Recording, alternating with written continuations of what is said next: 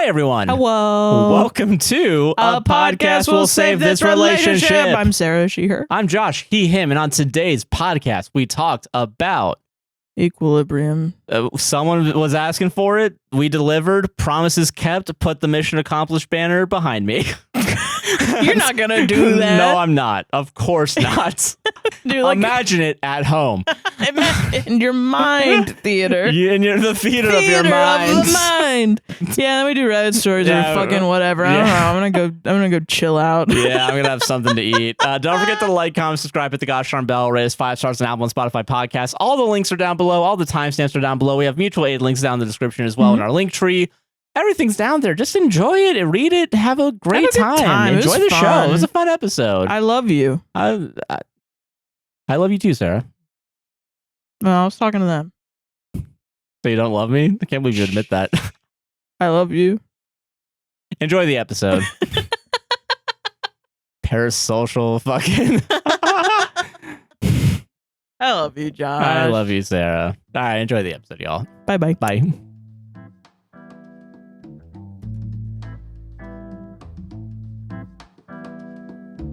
I don't want to say let's get this over with.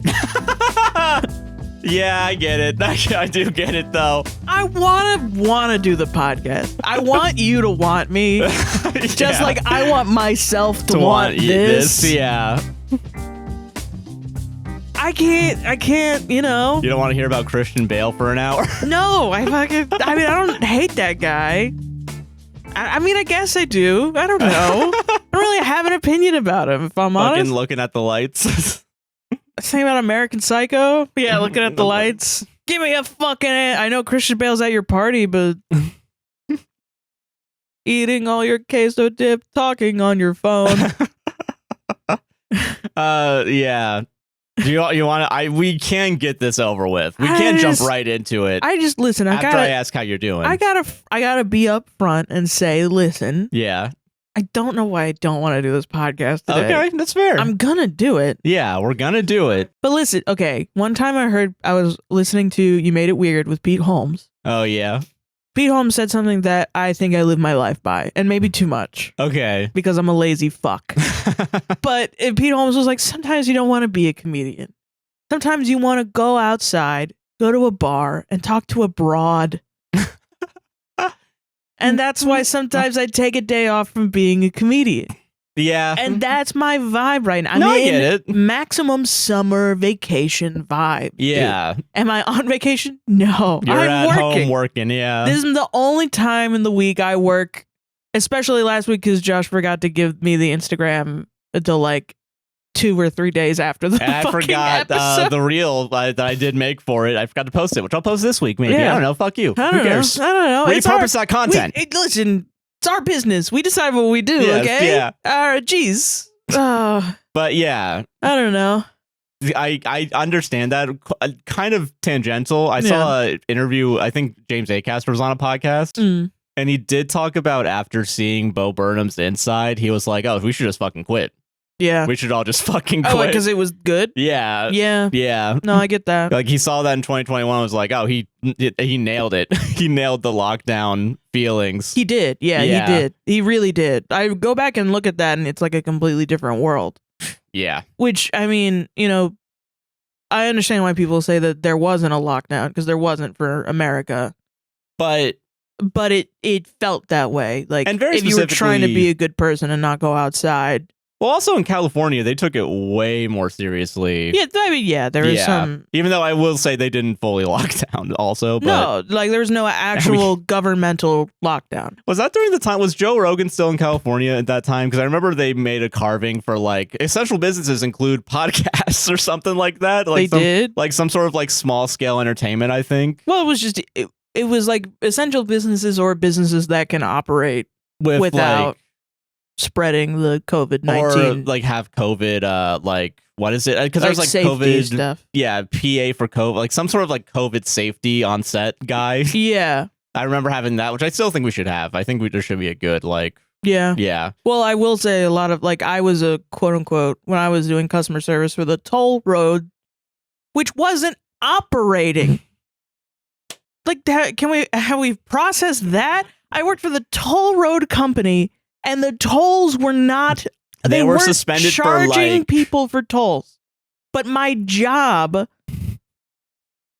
of answering the phone for people trying to pay their bill, like people are holed up inside, and they have trying not to die of a disease, are calling me to pay their bill. Yeah. That's what they were doing? Sure, bud. That's what's important here. I didn't answer the fucking phone for 2 weeks. Why the fuck was I going in and breathing other people's air? Yeah. What was that about? Hey, you can't use this entrance today. The guy that came in that way had COVID. It was literally like that. No, yeah, that's why I'm bringing it up. Yeah. They were like, hey, yeah, you got to go in this way, blah, blah, blah. Or in the middle of the day, they would be like, hey, guys, everybody go home.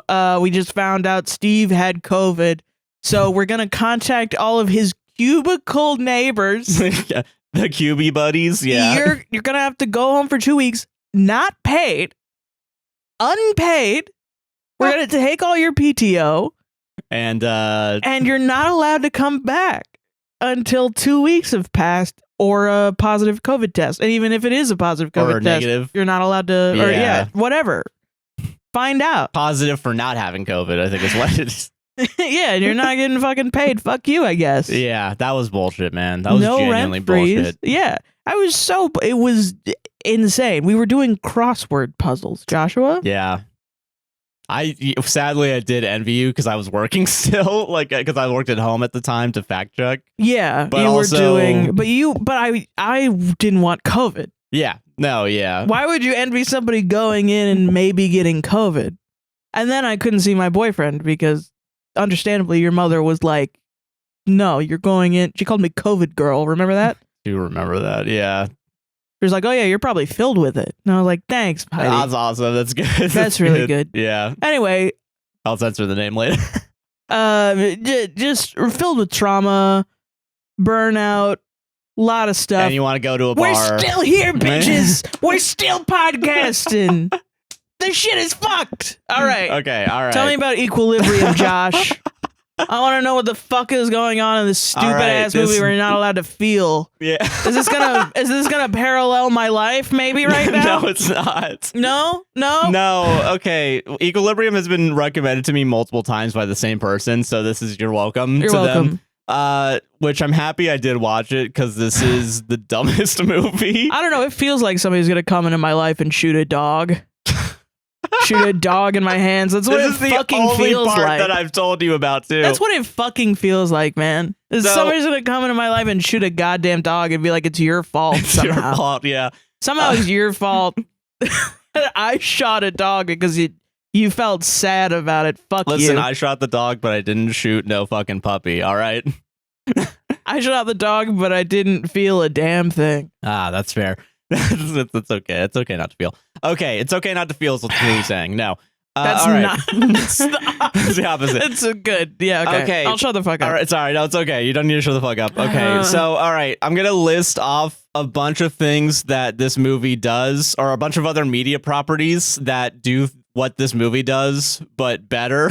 Yeah. But it's not like every single thing I'm about to say is the plot of Equilibrium. It's just there's like one little part of it that is better in another medium. Yeah. I already told you this. I think I said The Giver, Fahrenheit 451, They Live. I'm going to add into that. And Metal Gear Solid 2 and 4. That was not the list of movies that you told me. What was the other? Oh, no, I also included, what is it? I don't remember what I ate this morning, and I'm holding it. Face Off was one of them too, but specifically the choreography. Yeah, these are all new. Yeah, I did tell you Face Off. I do remember Face Off. I don't remember it.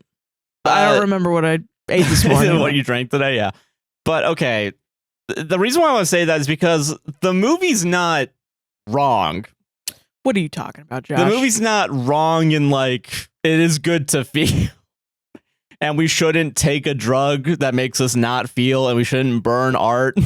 Like, that's right. It's right on that front, but it's stupid in how it does it. Is this movie ableist, man? No? Yeah. Yeah, okay. No, yeah, it is, though.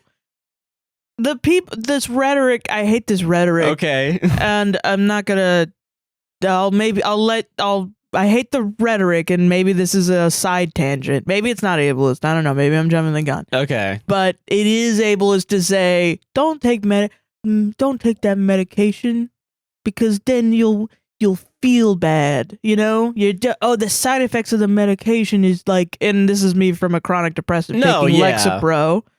Lexapro is a lot of like, I hear that a lot where it's, I took Lexapro, but when I was on Lexapro, I felt numb.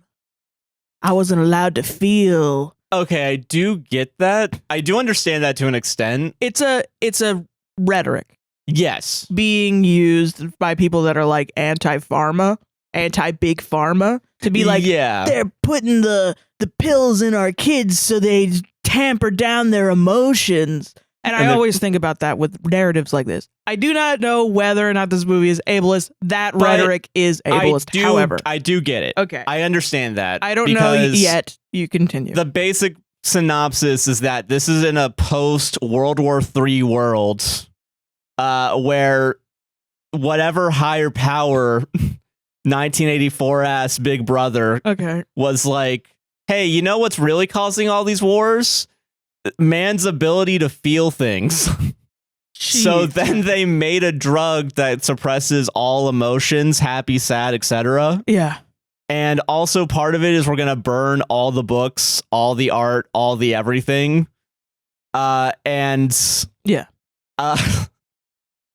If you have any of that, you're convicted of a sense crime, which sounds vaguely similar to a different type of crime. A thought crime, yeah. Well, yeah, thought crime, but also something that sense sounds a lot like another word in that. Sex crime is what I'm thinking. Oh, okay. Yeah, sorry. So I wasn't getting it. No, sorry. That's why I had to pause and rewind like a couple times in this movie because I'm like, did someone hurt someone in this way? Hold on a minute. This movie is Having a feeling is a sex crime is really funny. I mean, it's horrible. Yeah, it's really dark. Which, yeah, it's dumb and it's stupid. Is this movie? It's dumb and it's stupid. And it's stupid. Yeah, and most importantly, it's dumb. So that's the world we live in. Is that there's not a big brother. It's the father. There's a father figure. Damn, man, read. It's really shit. It's like the father, and it's not Nazis. It's like it's tetragammon, like tetra something. Yahtzees. It's kind of like Yahtzees though. It's like tetragammon or something like that. Tetrahedrons, the tetrahedrons. Okay. And their symbol isn't the Nazi symbol, but it's 4 T's into like a parallel to each other. So, and it's like, it has the red, it's a red around it. It's the white circle, and then it's the black letters. Yeah. So That's funny as shit, it's man. like right in your face that this is, Nazis. It's very obvious. Yeah. Which is why I'm not saying, that's what I mean by like, this movie isn't wrong, ? Because like Nazis are bad. Yeah. And I mean, but if we take the, like, they're trying to give you pills to tamper down the whatever. Yeah. And it's bad to feel. It's bad to, they're saying it's bad to feel, blah, blah, blah. I mean, what I mean is portraying life-saving medicine for people that are disabled as bad because of the side effects of that medicine. Yeah. And that you should be allowed to be your authentic self as if this medication doesn't allow you to be your authentic self is like a misunderstanding of these disabilities. Yeah. And also, you should not be telling people to not be medicated, I think. I do understand to an extent. Yeah. And framing it that way is insidious to me. Which is ironic because the Nazis used ableism there's a big thing right now on Twitter where people are calling, because of the Superman movie, people are calling Trump a fat R word and his supporters fat R words, and they're pretending that they're leftists. I don't think you're a leftist if you use that rhetoric. Yeah. That's ridiculous. Especially like, I don't know, with Superman as the fucking, the clip from the comic books that's like, we don't need the weapon of the enemy to do this. So I find it all just to be probably one big psyop. But people are talking about the resurgence of the R word. And I read recently about like the Nazis using the R word as like a way to determine which people who were autistic were allowed to be useful in workers and which ones were R words and were to be put to death. So interesting. Interesting fun. Parallel. Yeah. I don't know. That's more my opinion on that. Okay. I don't know a full opinion yet. I'll wait till the end. Yeah, we'll wait for our. Okay, so society, you have to take, it's not a pill, it's like it's a liquid drug that you shoot into your neck. Right, because it has to be painful. It has to be also horrific. Right. Yeah, okay. And Christian Bale is a cleric, is his job title, which is an arm of the police force that is trained in gun kata, is what it's called. We have to sit these people down and be like, you are crazy. You need to get off of 4chan. You are going crazy. I read your movie script. I'm an executive, and I am telling you that I'm worried about you as a person. I think you've fallen down a rabbit hole or something, and I get that you think you're speaking truth to power. This is crazy, though. We should, like, just the lack of care for your fellow human being to be like, money bags, get Christian Bale on it. Christian Bale read the script or read only his parts of the script and was like, yeah, sure, it'll print not? fucking I'm not gonna money. read the rest of it. I don't give a fuck. Meanwhile, I think this movie only made like 5 million against the 20 it sucks million. Ass. I can tell that. It. No, it sounds horrible so far. It sounds like me when I start talking about Nazis and people click off the fucking podcast. Yeah, no, they don't want to listen to that shit. So okay, there's gun kung fu, which is the term we use nowadays, I guess. By the way, this movie's made in 2002, so this is a post 9/11 also movie. God, man. Okay, just the other details that we need to bring in. So gun fu, as it's called now, because white people can't stop being crackers. Yeah. What it is you use a gun, but in classic like kung fu fashion, which includes... That's kind of cool. I mean, that's John Wick, isn't it? Well, okay, when John Wick does it, it's which cool. I guess we can now bring in the John Wick of it all. Yeah. Okay, when John Wick does it, he does it in a very specific, like... Stylized cool way. The way this movie does it is it has Christian Bale hold the guns in what I'm going to describe as the most uncomfortable positions I've ever seen. He's Christian Bale. He's always looking uncomfortable. Where, well, what it is I think Christian Bale, like in the scene, like normal speed, is going like arm behind his back with above his head, while the other arm is across his body to get the other person. And then, like, we'll switch around very quickly to do this. There are some moments where it's cool, and I will admit, because, like, there's a point where, like, he does, like, his, like, double-crossed arms in front of him and just starts... cool. That's cool. That's cool. But the first time we see it is him, like, robotically moving his arms in a weird way. Is that the Matrix of it all? Because I'm going to be honest, I recognize some of those poses, not specifically those poses from the Matrix, but, like, interesting...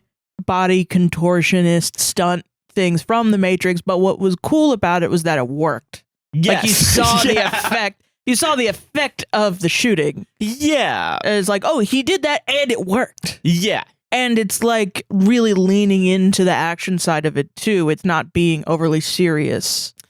So it's like a little funny, but it's also, oh shit, this is a cool stylized thing and now I really like it. And I think that's what makes those action parts of it cool. Yeah, with the Matrix specifically. But this sounds like not that. Well, because what they do is like it's obviously not real time when it's Christian Bale moving. Yeah, it's like sped up to make it seem like, again, like a robot, like one of those like Kua arms on you that can just go in any direction that you want, which is really funny. Yeah, I see this vision, but I don't it couldn't. In 2002, they probably didn't get it. Yeah, which I will say, though, it's really funny with that part specifically, because in those gun scenes where, like, he sped up 10 times. Yeah.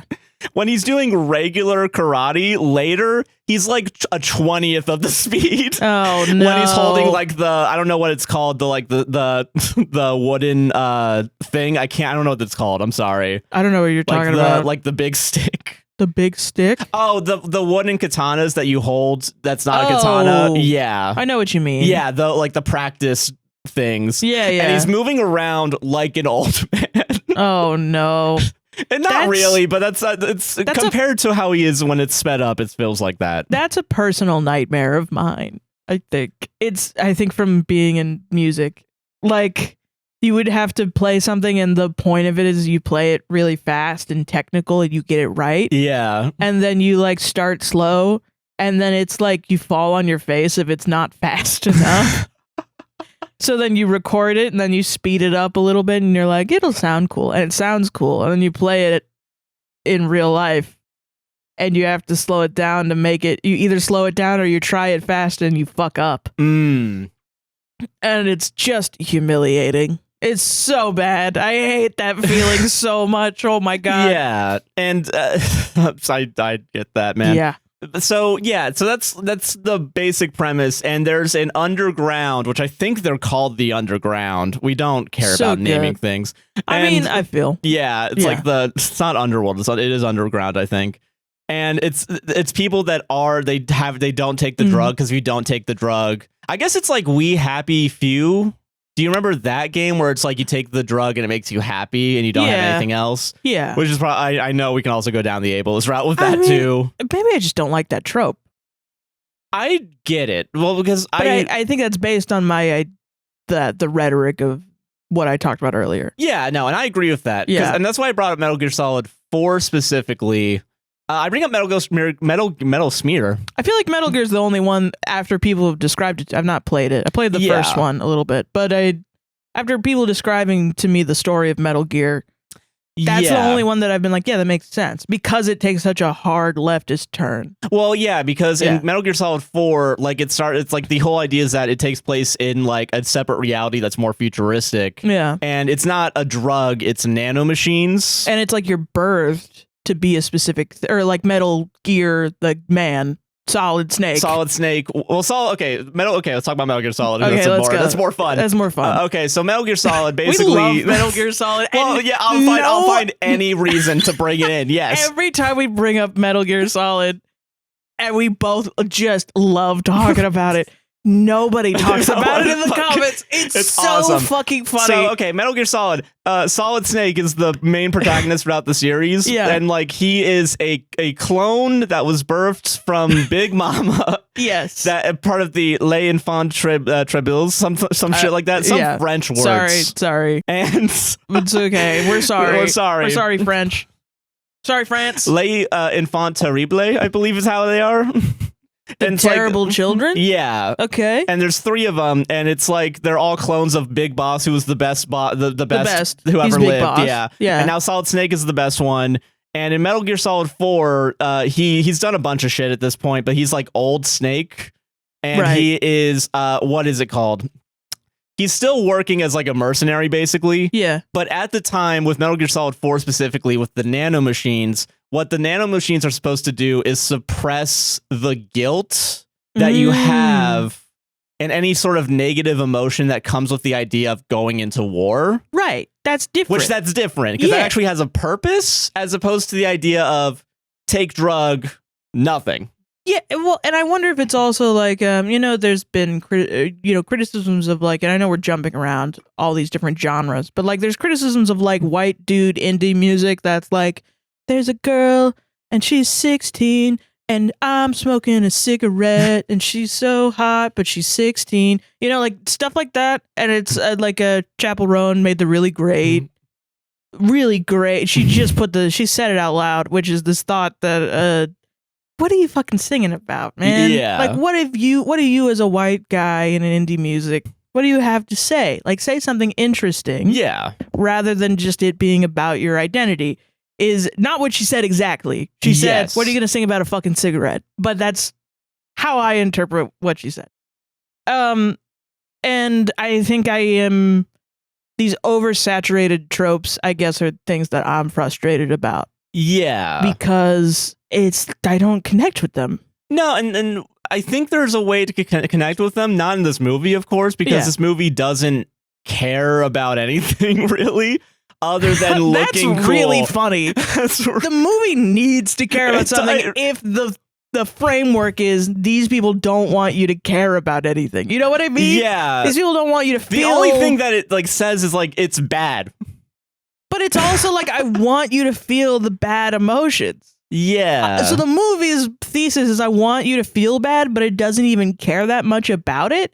It's like a shitty abuser. Yeah, it doesn't care. Well, it's just like an abuser that's like shitty at abusing people.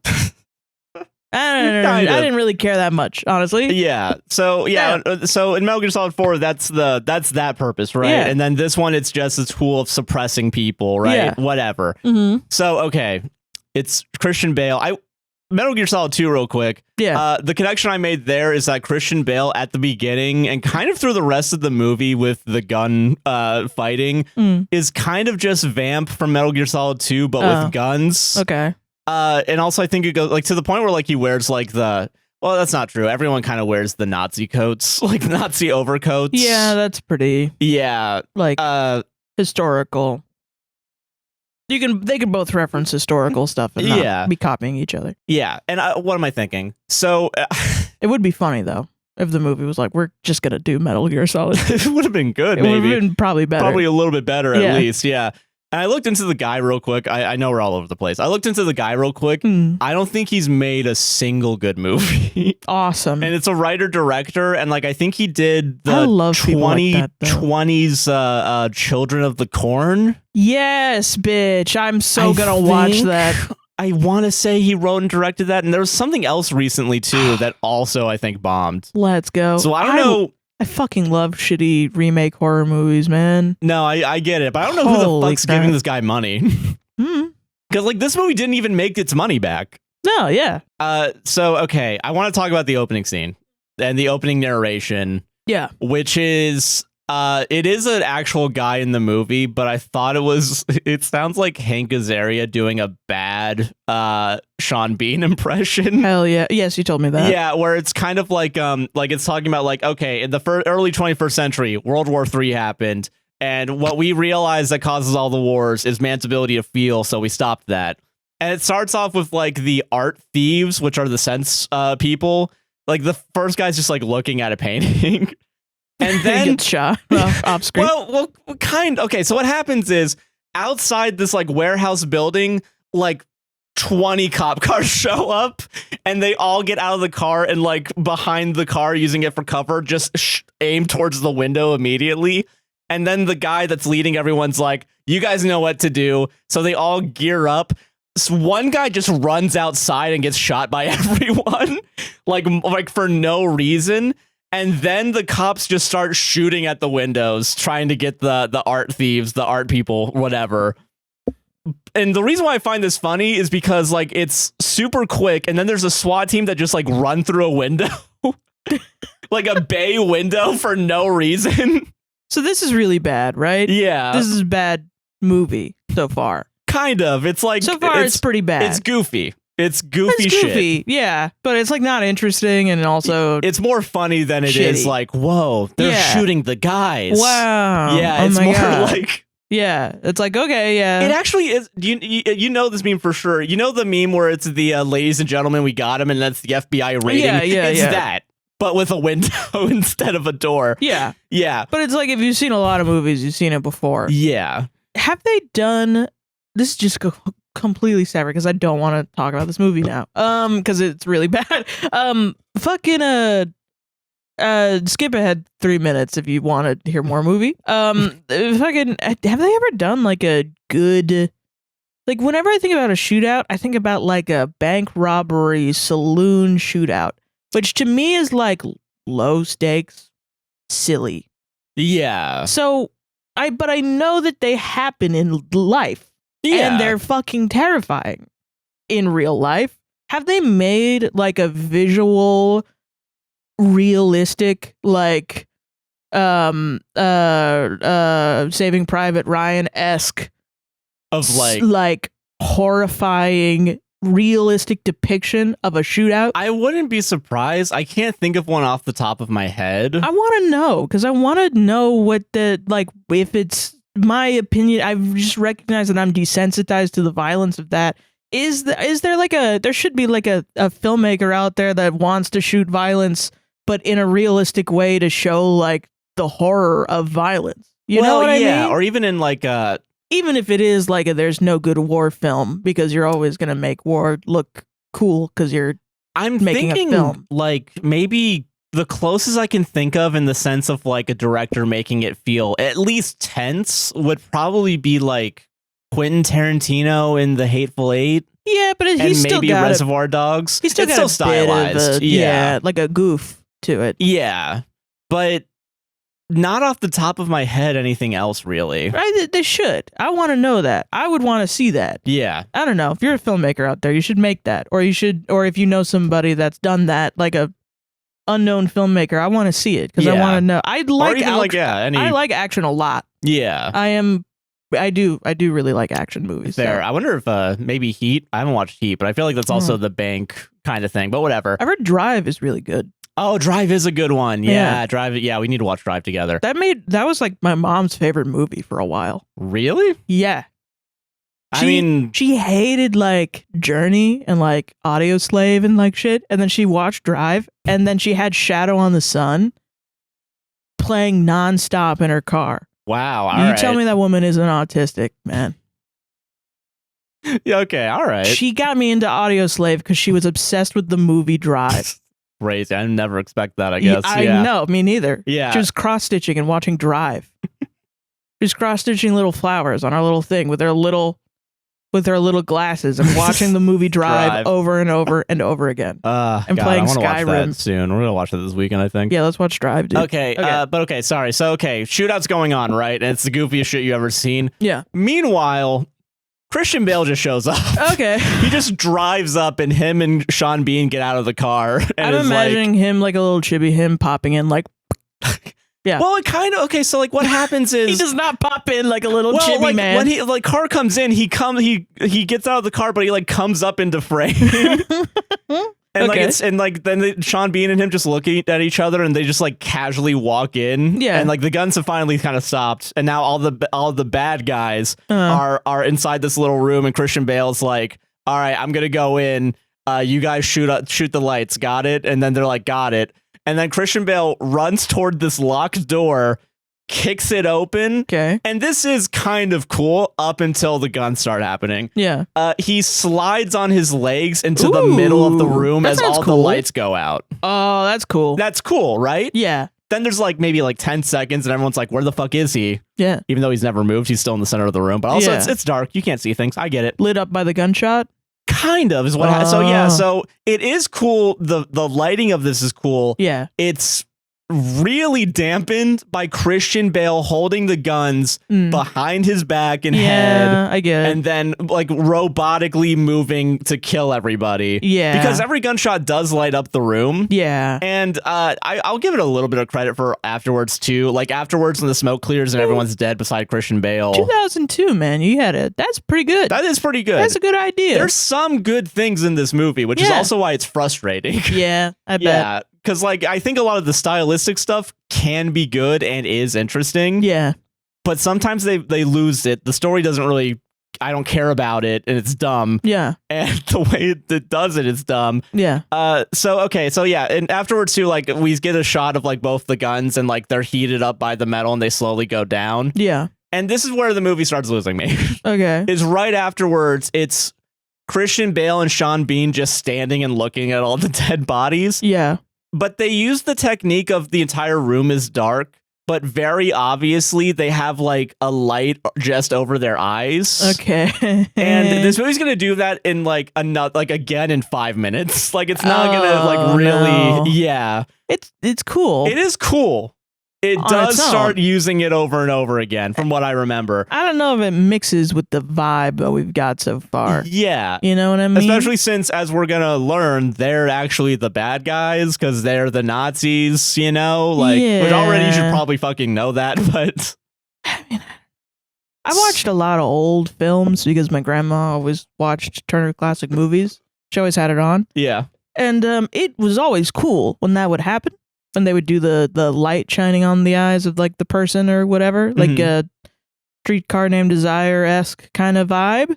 But I haven't seen it in a modern movie that I like, if I'm honest. Okay. That isn't explicitly trying to make a reference to like a noir or like a black and white movie. Yeah, because this isn't a... It's not black and white. It's not black and white. It's not noir, really. So it's a bit strange. Yes. Yeah. And that's... but I'd like to see that done. It sucks because everything you're saying sounds cool. In a vacuum would be cool. And I just would want to see it done well. And with better execution, it would be done well. And yeah. maybe in a better context. Like, even the idea of, like, using guns while doing classic, like, kung fu style moves isn't bad. And a lot of the times in the movie, it is good. Yeah. But the first time we see it isn't really the best because it is goofy with the arms again. And I know I'm hanging on that a lot. Well, it is because, like, I think Christian Bale was an American Psycho because of how weird he is. Yeah. Like, he was just able to do really strange, weird movements that are like a man masking as a human being, but not, because he's the epitome in American Psycho of like a hyper masculine, fragile man that is actually so desensitized that he's a murderer. Yeah, I do want to watch American Psycho at some point. I feel like I would. I feel like I fucking love it. It is a really good film. Yeah, which also was annoying because, like, I think a lot of the actors in this movie are typically good. Yeah. Like, but because no one can feel things for like half the movie, Christian Bale is just stone faced, basically. Sean Bean at the start's kind of stone faced, and then like everyone around them is just stone faced. Maybe that's why I have a problem with this in visual media, because like I liked The Giver as a kid. Yeah, I thought The Giver was good. I liked the ending. Everybody hated the ending because it was very left up in the air. But or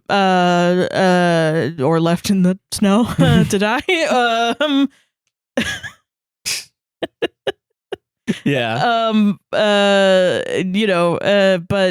But fucking, I don't know. I like things like this, but I like to think about the themes in my mind rather than visualize it. Yeah. Like I liked A Wrinkle in Time. I had to read A Wrinkle in Time in my elementary school, and that there's two like planets, or it's been a long time since the last time I read it. It was in elementary school, so don't jump me, please. Okay. But it was the two planets. There's one where it's people that don't have eyes or mouths or ears, but they're actually very nice, and they have to like learn how to communicate with them. And then there's another one where it's like the same house along, like the entire planet is one house over and over and over and over and over again. Yeah. And like kids are all bouncing a ball at the same time, and there's one kid that doesn't do it right or something. And I always found that to be an interesting idea, but once again, those are ideas that have a meaning. Yes. Yeah. The end of sentence. Yeah. Okay. We're only like 3 minutes into this movie. Sorry. All right, I'll shut the fuck up. I'm sorry. Okay, because I want to. Okay, so Christian Bale, and like, it's really funny what happens next. So Christian Bale's looking around because he's looking for more of the hidden art. And this movie really is also like fucking nail on the head. Understand what we're doing with our theme, right? So like Christian Bale finds senses that the art's underneath like floorboards, so he tells people to fucking tear up the floorboards, and inside is a bunch of art, but predominantly the main one that we see is the Mona Lisa. And then the guy comes in and authenticates it. And it's like, okay, cool. And then Christian Bale, like, it's just smash cutting, or like a cross-cutting between Christian Bale and the art, zooming in, and I called what was about to be said next. Christian Bale, no other emotion, it just says burn it. And then two guys pop out of nowhere with flamethrowers and just start burning it. And then Christian Bale just walks away like, yeah. This is really a task, man. Just, who wanted us to do this 3 times? They said how many? Someone who wants me to laugh and have joy at how this movie is stupid. Wow. Yeah. Okay. So, okay. Sean Bean is not taking the drug. Okay. He is, and it's kind of given, it's not, what is it? It's kind of like hinted at because like he brings a book with him and like tells Christian Bale, oh, I want to make sure this book gets burned. And then Christian Bale, I think, is like, okay. And then asks the question and the Sean Bean's like, he answers with emotion, but like kind of covers it by fake taking the drug. Yeah. And then Christian Bale later on is like, wait a minute. Hold on a fucking second. Hold on. Computer, rewind the footage in the car because apparently there was a video camera in the car. Okay. And then it's just him rewatching him say, Sean Bean say this one line over and over again. Oh. And then he goes to the place and is like, yeah, we never got this book. I don't know what you're talking about. And there's an outer lands that is like away from, I guess, the big city or whatever, like the safe zone, I guess. Yeah. And he brings his like a squad with him that like are supposed to like burn everything or whatever. Yeah. But it's just Christian Bale. I think Sean Bean is in a church and he's reading the poetry of William Yeats, right? Oh, Yeats? wow. Okay, yeah. Yeah. So he's just Wow. like sitting there reading it. And Christian Bale's like, and walks in and is like in the door frame's like, I thought better of you or some shit. And like they should be reading Keats. Just fucking, yeah. That would be funny. I think it is, yeah. So and then Sean Bean is like, no, I don't care. I'm gonna read this book because I know you're gonna fucking kill me. So he like brings the book above his face, and then Christian Bale shoots him through the book. Okay. Yeah. All right, man. And I want to say immediately Christian Bale gets a new partner. Like immediately. Like there's no. Well, I mean, you're saying this like it's one thing I do want to point out. Like the idea of like, oh, apparently there's a camera in the car, or, you know, immediately he gets a new partner. I think that's to show that they're being watched. No, yeah. And also that these people are disposable. Yes. Which is obvious, I think, fair. at this That point. is fair, yeah. But I don't think it's a crazy thing. I don't think it's crazy either, and I'm sorry. Like a dystopian. Yeah, and I am. This isn't the thing that seems normal for the themes. This isn't dumb. Yeah, you're right. Yeah. I am giving us. I'm being uncharitable when I should be charitable. Yeah, right now. Josh, the movie's really good. Okay. Yes. Okay. So he gets a new partner who is I don't know his name. I looked at it yesterday, but it's Benny from Rent. Oh, Which will be the second time I've referenced Rent in a row. You gotta watch Rent, show. dude. Fuck no. You gotta watch Rent, bro. And so he's the new partner, and he's like definitely more like, I want to be something someday in this horrible, horrible Nazi shit. Yeah. And okay, Christian Bale. Okay. Christian Bale has 2 kids and had a wife, but the wife was executed for having a sense crime. Okay. Because she stopped taking the pills or the vials of juice or whatever. Okay. And Christian Bale is like questioned by like the main guy, the main villain who's actually like in charge of everything kind of. And it's the guy is like, hey, so like how'd you feel when your wife died? And then Christian Bale's like, I didn't feel anything. And then the guy's like, are you sure? Are you sure about that? And I want to state for the record, man, fuck you, dude. Aren't you getting angry at me right now? You know what I mean? So, okay, here's the plot twist real quick. The main villain isn't on the fucking vial. Yeah, and it is obvious too as the movie progresses, because there's multiple times he talks to Christian Bale where he's like obviously angry and is like slamming his fist on like a table. And it's like, well, that's an emotion. Wait a minute. Hold on a second. Can I go on a tangent? Yes, you can. Okay, I've connected more with the autism self-diagnosis lately. Yeah. You know, I've been quote unquote peer reviewed on the show. Yeah.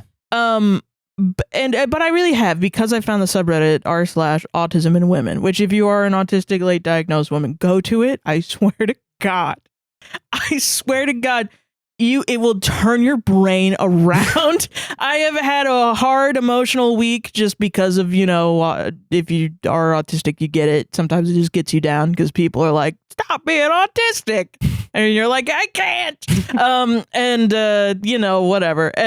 But go to it if you're a woman. And, I've been in other autistic forums that just don't get me like this one does, man. But and I've connected with it more, and forgot my initial point. Okay, that's fair. So the bad guy can feel was my main point. No, that's what it was. There you go. Okay, yeah. This is something I've just thought about my whole life, I guess. Mm-hmm. Like, how much energy do you put into hating something versus not feeling, or who's not feeling what? Are you annoyed with me, or am I annoyed with you, actually? Or is this you resenting me, or am I resenting you? Bullshit that is exhausting. Yeah. And sucks ass for everyone. It's a horrible cyclical conversation that is bad for everyone involved. Yeah. So when I guess media like this is based on it, like it's a revelation, the people that hate other people, they're actually the soy boys. We know! We've been saying it our whole life. It's exhausting. Yeah, I've been thinking this my whole life since I was like 2. And people were like, why is she crying like that? Because I'm 2. Because I'm 2 years old. That's why I can't cry in a way that you want me to cry.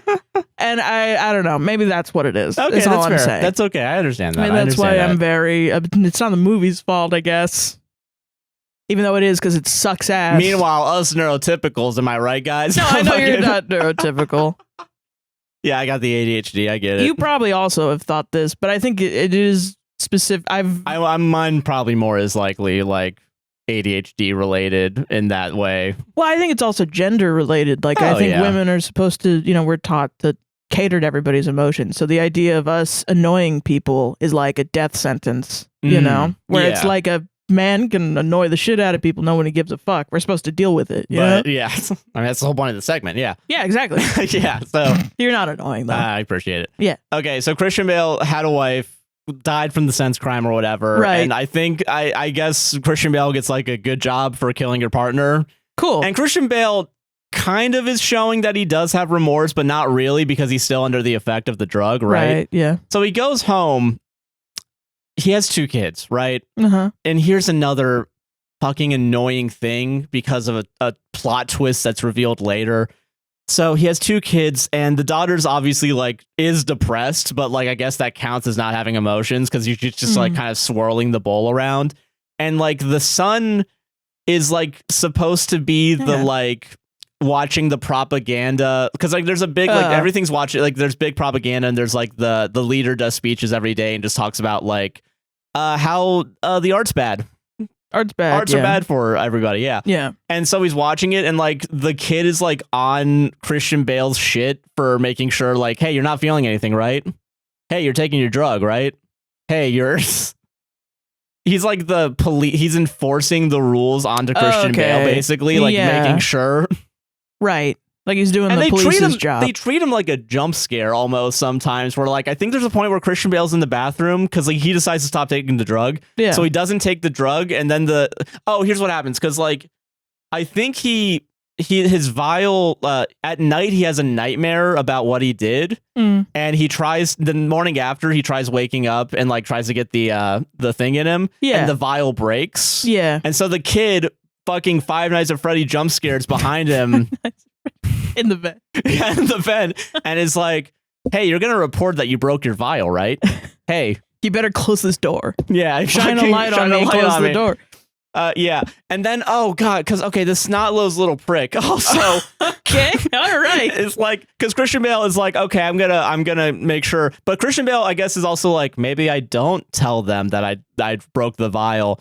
But then apparently his partner called and the kid answered, and the kid is like, oh, don't worry. I told your partner already that you're going to be at the Equilibrium place to get your pill figured out, and he'll pick you up there as opposed to here. Right. And Christian Bale's like, okay. Mm-hmm. So he goes to the place and it's closed. It's just closed because of an event. Or something. Like for some reason it's closed and you got to go to another one that's on the other side of town. So Christian Bale just doesn't get the drug. Cool, man. Yeah. That's really good. And I want to bring this up because the kid throughout the movie is like this, where he's like, what are you doing? What's going on? Yeah. I'm going to spoil it now because we're going to talk about it later. Neither of the kids are on the drug. Right. Neither of them are because they stopped taking it after the wife died. Yeah. I mean, being depressed is an emotion, you know? Yeah. Obviously, yeah. The daughter definitely isn't. You can be so depressed that you feel numb. Yeah. But that's a side effect. That's not the entirety of your depression. Yeah. You know, depression isn't not feeling things, which makes sense. That makes total sense. And that was also like trying to check up on people and being angry that they're not doing the thing that you want them to do is a feeling as well. So is anybody on this goddamn drug other than goddamn Christian Bale? I guess pretty much just the populace at large. Just the NPCs, the fodder? Yeah, I guess is the best way. Okay. Well, yeah, no, because people in the underground, they're obviously not on it. Yeah, no, I think it is just, I think it mostly is just maybe his partner, but not really, because he definitely shows like jealousy and like anger towards Christian Bale. Yeah. So I'm also betting he's not in it. Maybe all the people that are like the actual army aren't on it. That's funny. But it's the NPCs. You're right. It is mostly. Well, because they have to show emotion because they're acting. Well, yeah, and that's the thing too. But also, Christian Bale now has the, I'm gonna say maybe impossible task of having emotions, but pretending to not have emotions and like hide it throughout like half the movie. That's fucking tired. Because like the partner picks him up, and immediately Benny from Rent is like, yeah, so we found a spot. We're gonna go kill them now. Okay. And so Christian Bale has to like. Okay, I'm going to be so honest with you. The autism allegations that you're bringing up with the ableism is correct right now. Yeah, I know. So they go there and like Christian Bale and Benny show up like late, and Benny's like, I'll go take care of him for you, boss, and goes away. And then Christian Bale just slowly walks through and like takes off because they're all wearing gloves. They take off the glove and he like puts his hand on the wall to feel it and like touches all the bullet holes. Kind of understand, like going like, oh, this is what we're doing. They're trying to force autism on my children by giving them vaccines. It's so good to be neurotypical. Yeah, we know. We know. We all know it. This is what it's like to have emotion. Wow. Holy shit. So, okay. No, I fucking know that, dude. You keep telling me that I'm wrong for not being that, man. I know. And then a guy like one of the underground like resistance people like runs into him and gets shot. It's like and like falls into his arms and is like, oh no, and falls and dies. And Christian Bale's like, what the fuck? It's just ableism in the movie. Yeah, yes. Holy crap, kind of, man. Yeah, it is. Okay, so I'm sorry if this is like I broke this movie in the first 2 seconds with the ableism comments. That's just fine. So crazy, man. Okay, so like so Christian Bale's like slowly learning to feel. Jesus Christ. And he's trying to hide it from everybody, but he's starting to do a really fucking piss poor job of it. What if instead of people with autism masking, it was the neurotypicals who had to mask autism? Yeah, what a fucking original thought, bro. Wow. Wouldn't that be horrible? Can you just be fucking chill for like once in your fucking life? Nobody wants a shitty ass movie. They want you to treat autistic people better. Yeah, how hard is that? Is that really this hard that you would waste money on a shitty movie with Christian Bale in it? Fuck you, man. Of course it's a syringe. Fuck you. Yeah. Fucking into the it's a gun syringe too. Yeah. Of course. Yeah, because we love it. Okay.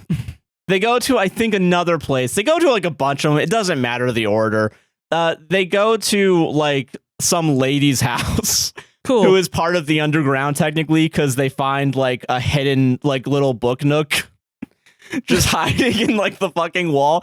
And I swear to God, it looks like a Pinterest like That's cute. Here's Hell like yeah. a classical red room with like. Ooh. And I should also point out for the record, the only colors that exist in the society are red, white, and gray, Of course. and black. Whatever, just those shades and the color red. No one's ever used those colors together before in film. Yeah, no, right? That's yeah. never been everybody's student film color composition. You're That's not never wrong. been. That's So- never been the case, man. So yeah, and like there's like a bunch of different colors in there or whatever, and like the lady like tries to so the lady's like held behind her back, like she's held like she's not like what is it, handcuffed yet? Yeah. So but she's like being held by like some other guard or whatever, and she attempts to shoot Betty and isn't able to, but Benny immediately reacts Oh. and yeah. shoots. But Christian Bale immediately with his gun karate, because he's the best at the gun karate, Right. fucking pushes it up and is like, we can learn more from her. Because also right before Christian Bale, like, in trying to like restrain her, put him and her in front of a mirror, and then they just looked at each other Yeah. lovingly. Okay. And, All right. and then like moves away and is like, that mirror's contraband, get rid of it. Like trying to hide the. That sounds like it was so funny. It's really funny. Thinking about Christian Bale doing that is really Yeah. funny. So they keep her held hostage or whatever, and at some other point they go to a different place that has different art thieves or whatever.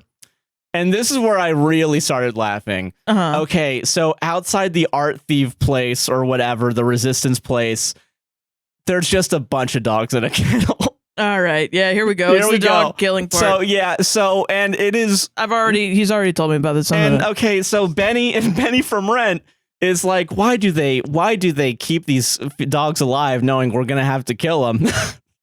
We just gotta do it. And Christian Bale, by the way, is not on the drug at this point. Like he's still off of it.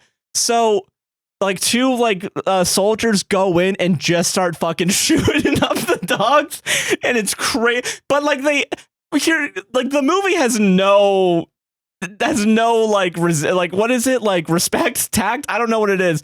Like the movie has Yeah, they don't kill these dogs respectfully, is what you're saying? Yeah, they don't do that. They don't take this with the seriousness it is, because like in between the gun Oh, it's a funny dog killing.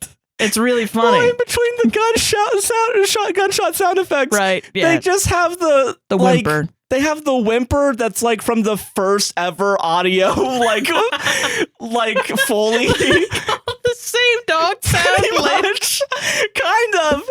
And then, oh god, okay, one of the dogs escapes. Name this episode Josh absolutely loses it over dog killing. Yeah, because it's fucking crazy. Yeah. Like I like the movie's going there now. Josh but it's loves to even funnier kill because dogs. this is so no, because it's really funny because this is like the one moment where Christian Bale is like, wow, we are doing something wrong, aren't we? This is like the moment that cements it, because like, okay, a dog tries to escape and like runs through and Christian Bale grabs him. And Okay. can I explain this, please? I've come around on this movie a little bit. Okay, Not gonna okay. lie. The dog killing has actually made me like this movie a little bit. Okay, let me explain Yeah. real quick. Okay, sorry. Well, I said that, and now people are gonna be mad. Okay, But sorry. Okay, no, I it's like okay. that the movie makes it so. Like usually movies like this are like, the audience is dumb and this movie's smart. No, this movie's like, wow, we're dumb. Like the movie, not the audience. You guys are better than this. Some audio person saved it right at the end. Like, I don't fucking care, man. Just I don't know, just put the same dog sound. put number 3 on, then put number 2, and maybe do a 5, and then put 3 again. Whatever. So They're not gonna fucking that's know. Definitely what happened, dude. Holy shit! I don't dog care. I'm shit getting paid movie. by the hour. Fuck It it. doesn't matter. But it's a random number generator dog sound. Yeah. Fucking. But no, I do like that the movie's a bit like they make Christian Bale. Usually, it's like you had to kill a dog to be like, wow, these people are bad. You know. Yeah. And like that's a quick and easy way to make an audience be like, ooh, you know. That's why the does the dog die is a thing. Yeah. But because it's a fucked up way to automatically like emotionally manipulate the audience, which you could argue movies are all emotional manipulation. But whatever. Yeah, whatever. It's not too big a deal, but it is for some people, I guess. But I don't know. It's So I love the idea that Christian Bale's like, oh man, my wife fucking died. I killed her. I feel regret a bit, but only when a dog dies. Like that's It's like so. it's kind of more the inciting incident that how's the movie. Okay, because But it's real though. Like people only cared about Palestinians getting bombed when they realized there were cats there. There are white people that were like, "Oh, I forgot about the animals." I do remember that. I do remember that. That was crazy, man. Yeah. Yeah. Okay. Sorry. We're not even halfway through the scene. I know. I'm sorry. So, okay, dog escapes. Yeah. And here's how we know that Christian Bale, this is the turning point Yeah. for him. Christian Bale grabs the dog like by the front and like for like a solid like 10 seconds just stares at the dog while like the other guys are like, bring him over. I'll shoot him right now. Let's do it. I'll put him down and shoot him. Yeah. And Christian Bale, in the most obvious he likes the dog fashion, very slowly starts to give it to the guys who are also, by the way, on guard because they're like, wait a minute, are you feeling something right now? And so he slowly starts bringing it. And then Christian Bale's like, actually, you know what? I got to bring him in for processing in case he has any diseases. And like, and I'm not joking. Yeah. Speed walks away from everybody. Like, and then Benny from Rent, and then two other people are like, the fuck? I think I have such a disrespect for film. As a medium.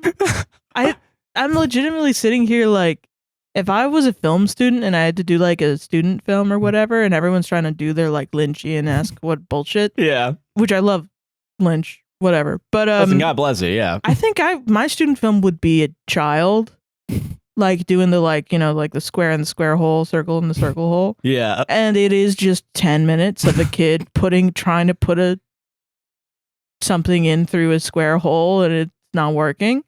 Awesome, dude. And then right at the last minute, he does it, and then fucking. The audience is like, yeah, that's let's what go. I think. That's a better art piece than this movie. Yes, it is. Yes. But that is also the equivalent to this movie. That's how I feel like this movie is. Yeah. But it's disrespectful and mean. It's mean art. It really, it's fucked up. Okay. All right. Okay. At some point, Christian Bale does the same thing Sean Bean did, where he takes the book and lies to Benny's like, oh, I'll bring this in for processing. Although I don't think we ever actually see him read the book. I think he just has it now. That's what you do with Yeats, baby. And then Benny from Ren doesn't fucking do anything about it. Like, he doesn't give enough of a shit. That's so Or American. It seems like he doesn't. Okay, whatever. Okay, so keeping Yeats and not reading it. Well, the Yeats was the other guy. Oh, it was a different one. Yeah. Okay. He has a different book. I at this point I didn't give a shit. I wasn't reading. Yeah. I think it is Yeats. Maybe it was Bates. Holy shit. Hold on. Bates? Who's Bates? William Bates? Is that what you said? No, Keats. There's Yeats and Keats. I think it was Yeats. Keats is a different person. Yeats is they're both poets. Okay, gotcha. Sorry. I just said I made the joke about Keats because Keats is a very emotional. Yeats is also very good. But okay, I think it is Yeats, if I'm not mistaken. I think, yeah. Keats was a poet that died at a young age because he had a specific disease. And so a lot of his poems are about the loss of love. Because he was a gay man who was not, it wasn't appropriate to be gay at the time. It was illegal. And he was going to die early on without ever having loved. Damn. Jesus. And he just happened to be a very emotional man and a very talented poet. Fair. Okay, gotcha. I appreciate that. So yeah, but it was just funny to think. Yeah. Okay. Sorry. Okay. So I don't think we ever see him read the book. I don't remember. Doesn't matter. So Christian Bale decides to go to the Outer Lands and like does the same thing that Sean Bean kind of did. That was like, oh, this is official business. All right. I got to be here. Yeah. Also, Benny from Rent knows something's up. They killed because he's there. You bastards. Yeah. Because like we see like him just like gripping onto a steering wheel. Like, I know he's up to something. So, but that's an emotion. Yeah, no, because that's why I think he's also, because I guess he's part of the inner circle that have the whatever. So he's allowed to not. Yeah, well, we don't see his face. It's like from his perspective looking, and then we see the hand on the wheel. Yeah, that's a cool idea though with people that aren't allowed to have emotions. Yeah, that sucks. Yeah, fuck. Okay, so Christian Bale just goes to like a random place in the outskirts or whatever. Yeah. And it's, I don't know why this is a funny image. He opens the trunk and the dog's there. It's just there. So this whole time he was driving with a dog in the trunk. Well, I assume the dog's like a dog and is looking up like, Yes, because like, and he has to be in the trunk because like the dog's gonna get shot, and Christian Bale like takes him out of the trunk and is like, "Go, get out of here, boy! I love get that. out of here!" You know, I love a white fang moment. Yeah. And then and he's not able to make it happen, and then immediately the cleansers, like the military shows up and like put a light on him, so he has to very quickly put the dog in the trunk, and like he does a dumb thing. He puts his coat over the fucking dog. And his coat has his identification. So there's like 3 minutes of them like trying to be like, "You're not a fucking cleric. You're obviously some guy. What are you doing? Your identification's in the car. Why can't you go grab it? Hey, check the trunk." And then Christian Bale, like right before they open the trunk, they're like, "Oh wait, yeah, you're Christian Bale. Oh, you're cool. Sorry, man. That's all good." Okay. And like he's already opened, like the guy's already opened up the trunk a little bit, and then the dog barks. So then they're like, "Wait a minute." And then Christian Bale's like, "Oh yeah, there's probably like dogs just around here." And the guy's like, "That was in your trunk." It sounded like it came inside your trunk. Yeah. So they open it and this is just the fucking dog in the coat. And immediately everyone points their gun at Christian Bale. That's so stupid. I was going to say I'm stupid though, because when you said that they were like, "Where's your identification? Wait, you're not a cleric or whatever." I thought you were saying that they were talking to the dog with the jacket on because he has the identification. Wait a minute, you're a fucking dog. Hold on, yeah. You're not a human man. No, yeah. So, and I will say, this action scene, I do remember being kind of cool. Yeah. Because like there's like two guys, like it's a really dumb image at first, but like two guys are on both sides of him, shotguns.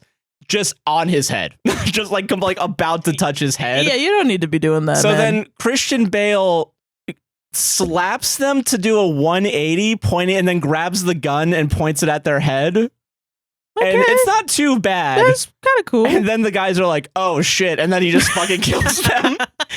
Actual dialogue, by the way. That though. It's not like sometimes the movie does good. Like sometimes. And I don't remember how, like, I think the scene's relatively fine because, like, he actually does some kind of cool stuff, but he just murders everybody. Yeah, I mean. And, like, but it is really dumb because it is kind of like the guys kind of run out of the truck and are immediately just shot dead.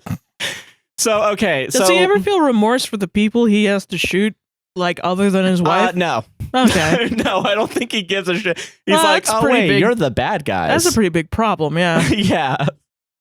Okay. Because then wouldn't the idea be that they're also fucking manipulated by the drug to be whatever?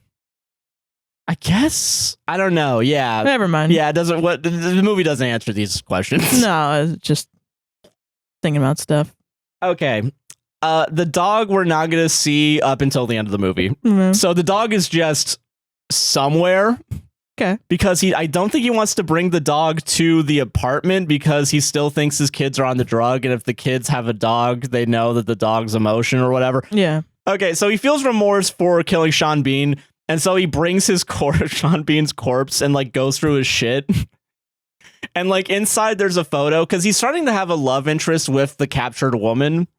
And he realizes, oh, wait a minute. Sean Bean was the lover of this woman. Oh no. But also is still kind of like, can I still like swing up in there and like hey, killed your ex-boyfriend. What's up? Yeah. I'm Christian Bale.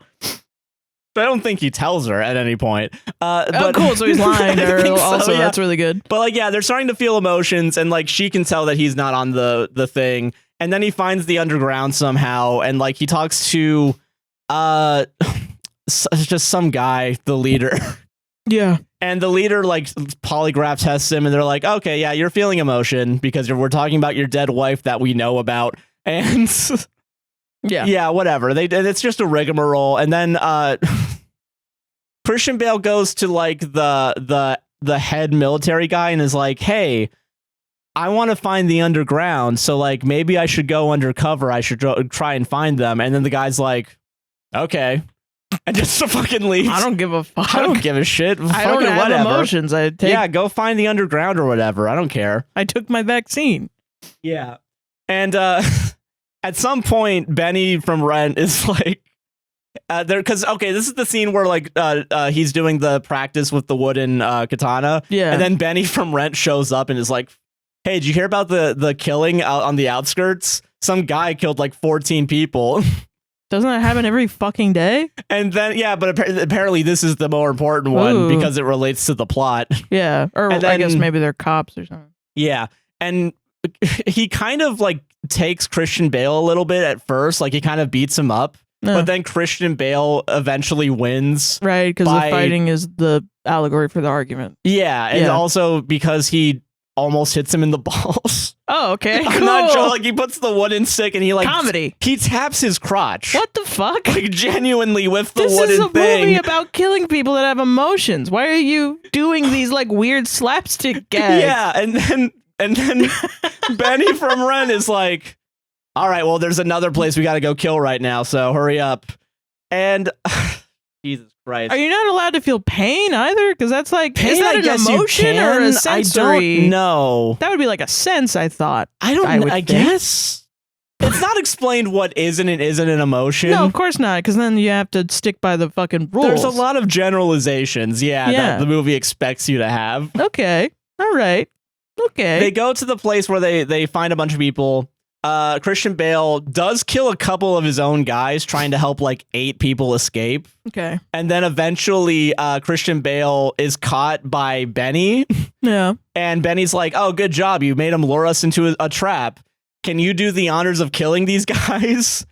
And then Christian Bale is like kind of about to do it or making it seem like he's about to do it. And then he's like, nah, you earned this one, bud. And then just gives him back the gun. What are you saying that Christian Bale kind of doing it is like him going back and forth, like him trying to decide whether or not he's fully anti-drug or pro-drug? Or do you think it's just... It's the cover. It's for his cover is what it is, I think. I think it's muscle memory. Like, okay. Oh, wait a minute. Yeah. Well, no, it's really slow. It's really like, it's like he's considering it, basically, is what I'm saying. Right. I think, yeah. Yeah. I don't know. I think there's a part of it that's both, maybe. I don't know. I didn't see the movie, so you're probably right. I appreciate that. Yeah. Score 1 for Josh. But that's a thought I've had multiple times every time he does this. Is the initial like, yeah, of course, because that's, I guess, something kind of important. There's always a little bit of hesitation, which also like is how everyone starts realizing you're not on the fucking drug, man. Yeah, like, come on, dude. It's really obvious. But I don't know. That I think is interesting. The idea that it's been so ingrained that as soon as somebody's like, yeah, do this horrible crime. Okay. Oh, I don't want to do that. I don't want to do that. Yeah. You know, I think that's kind of interesting. It would be nice if the movie did that. No. Okay.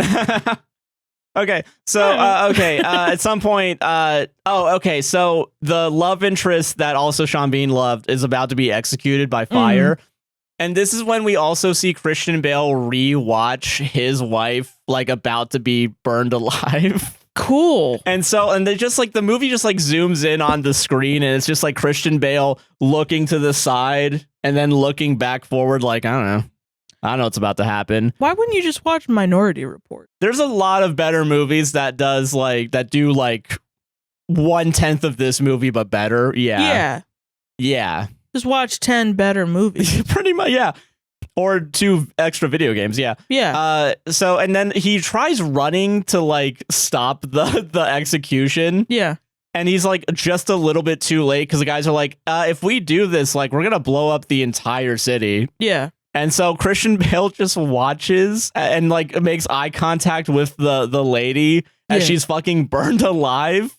And then Christian Bale goes outside and like has an emotional breakdown. Oh. And then Benny comes up and is like, yeah, you're under arrest, dude, and just punches him in the face. Awesome. And then Benny decides to like make a show out of him, like inside the police station or whatever. It's like, I found him. This was the guy that was in our ranks the entire time. I did it, guys. Okay. I'm awesome. Showing emotion, by the way. Yeah, like that's happy, isn't it? Yeah. And yeah, okay, so then they go to like the main military guy or whatever, and Christian Bale's defense is actually Benny's the guy that's on the inside. Ooh. And the reason why is because at some point they swapped guns, and so his gun, Benny's gun, was the one that was used to kill the guards. Oh. And so everyone's like, wait, no, it's not. Well, hold on. Benny's like, get out of here. But the military guy's like, all right, well, we're gonna search your house though because we got to complain about you. And all this time he's not taking the vials, so he's been hiding them behind his bathroom mirror. So if they find the bathroom mirror and like open it, they'll catch him. So now he's like, all right, no, you won't find anything there. And then he runs home. And then he runs in the hallway. He stops before he gets into his apartment like, hold on. Got a mask. Hold on. Yeah, okay. Yeah, and then goes in and like just walks, beelines to the bathroom, opens up the mirror. The vials aren't there. And then Five Nights at Freddy kid comes in, jump scares, and you're like, looking for these, Dad? You should have hit them better. And then Christian Bale's like, how'd you know? And then the kid's like, I'm always supposed to know what you're thinking or whatever, some shit like that. Mm. And then Christian Bale's also like, how long have you been off the drug? And it's like, since Mom died. Wow, that's a long That's fucking a time. long fucking time, yeah. But also this kid has like almost gotten Christian Bale in trouble when the one time that guy But Christian called. Bale was the one that killed their mom. Yeah, that is true, yeah. So maybe that's why. Yeah, but also like apparently he's forgiven about it because the kid's just like flushes the drugs down the toilet or something. So he's like back on there. So they're all like a big happy family again. And also I guess the dog's in the apartment Yeah, okay. somewhere, but they don't find the dog. Dude, when you kill your kid's mom, but you bring him a puppy.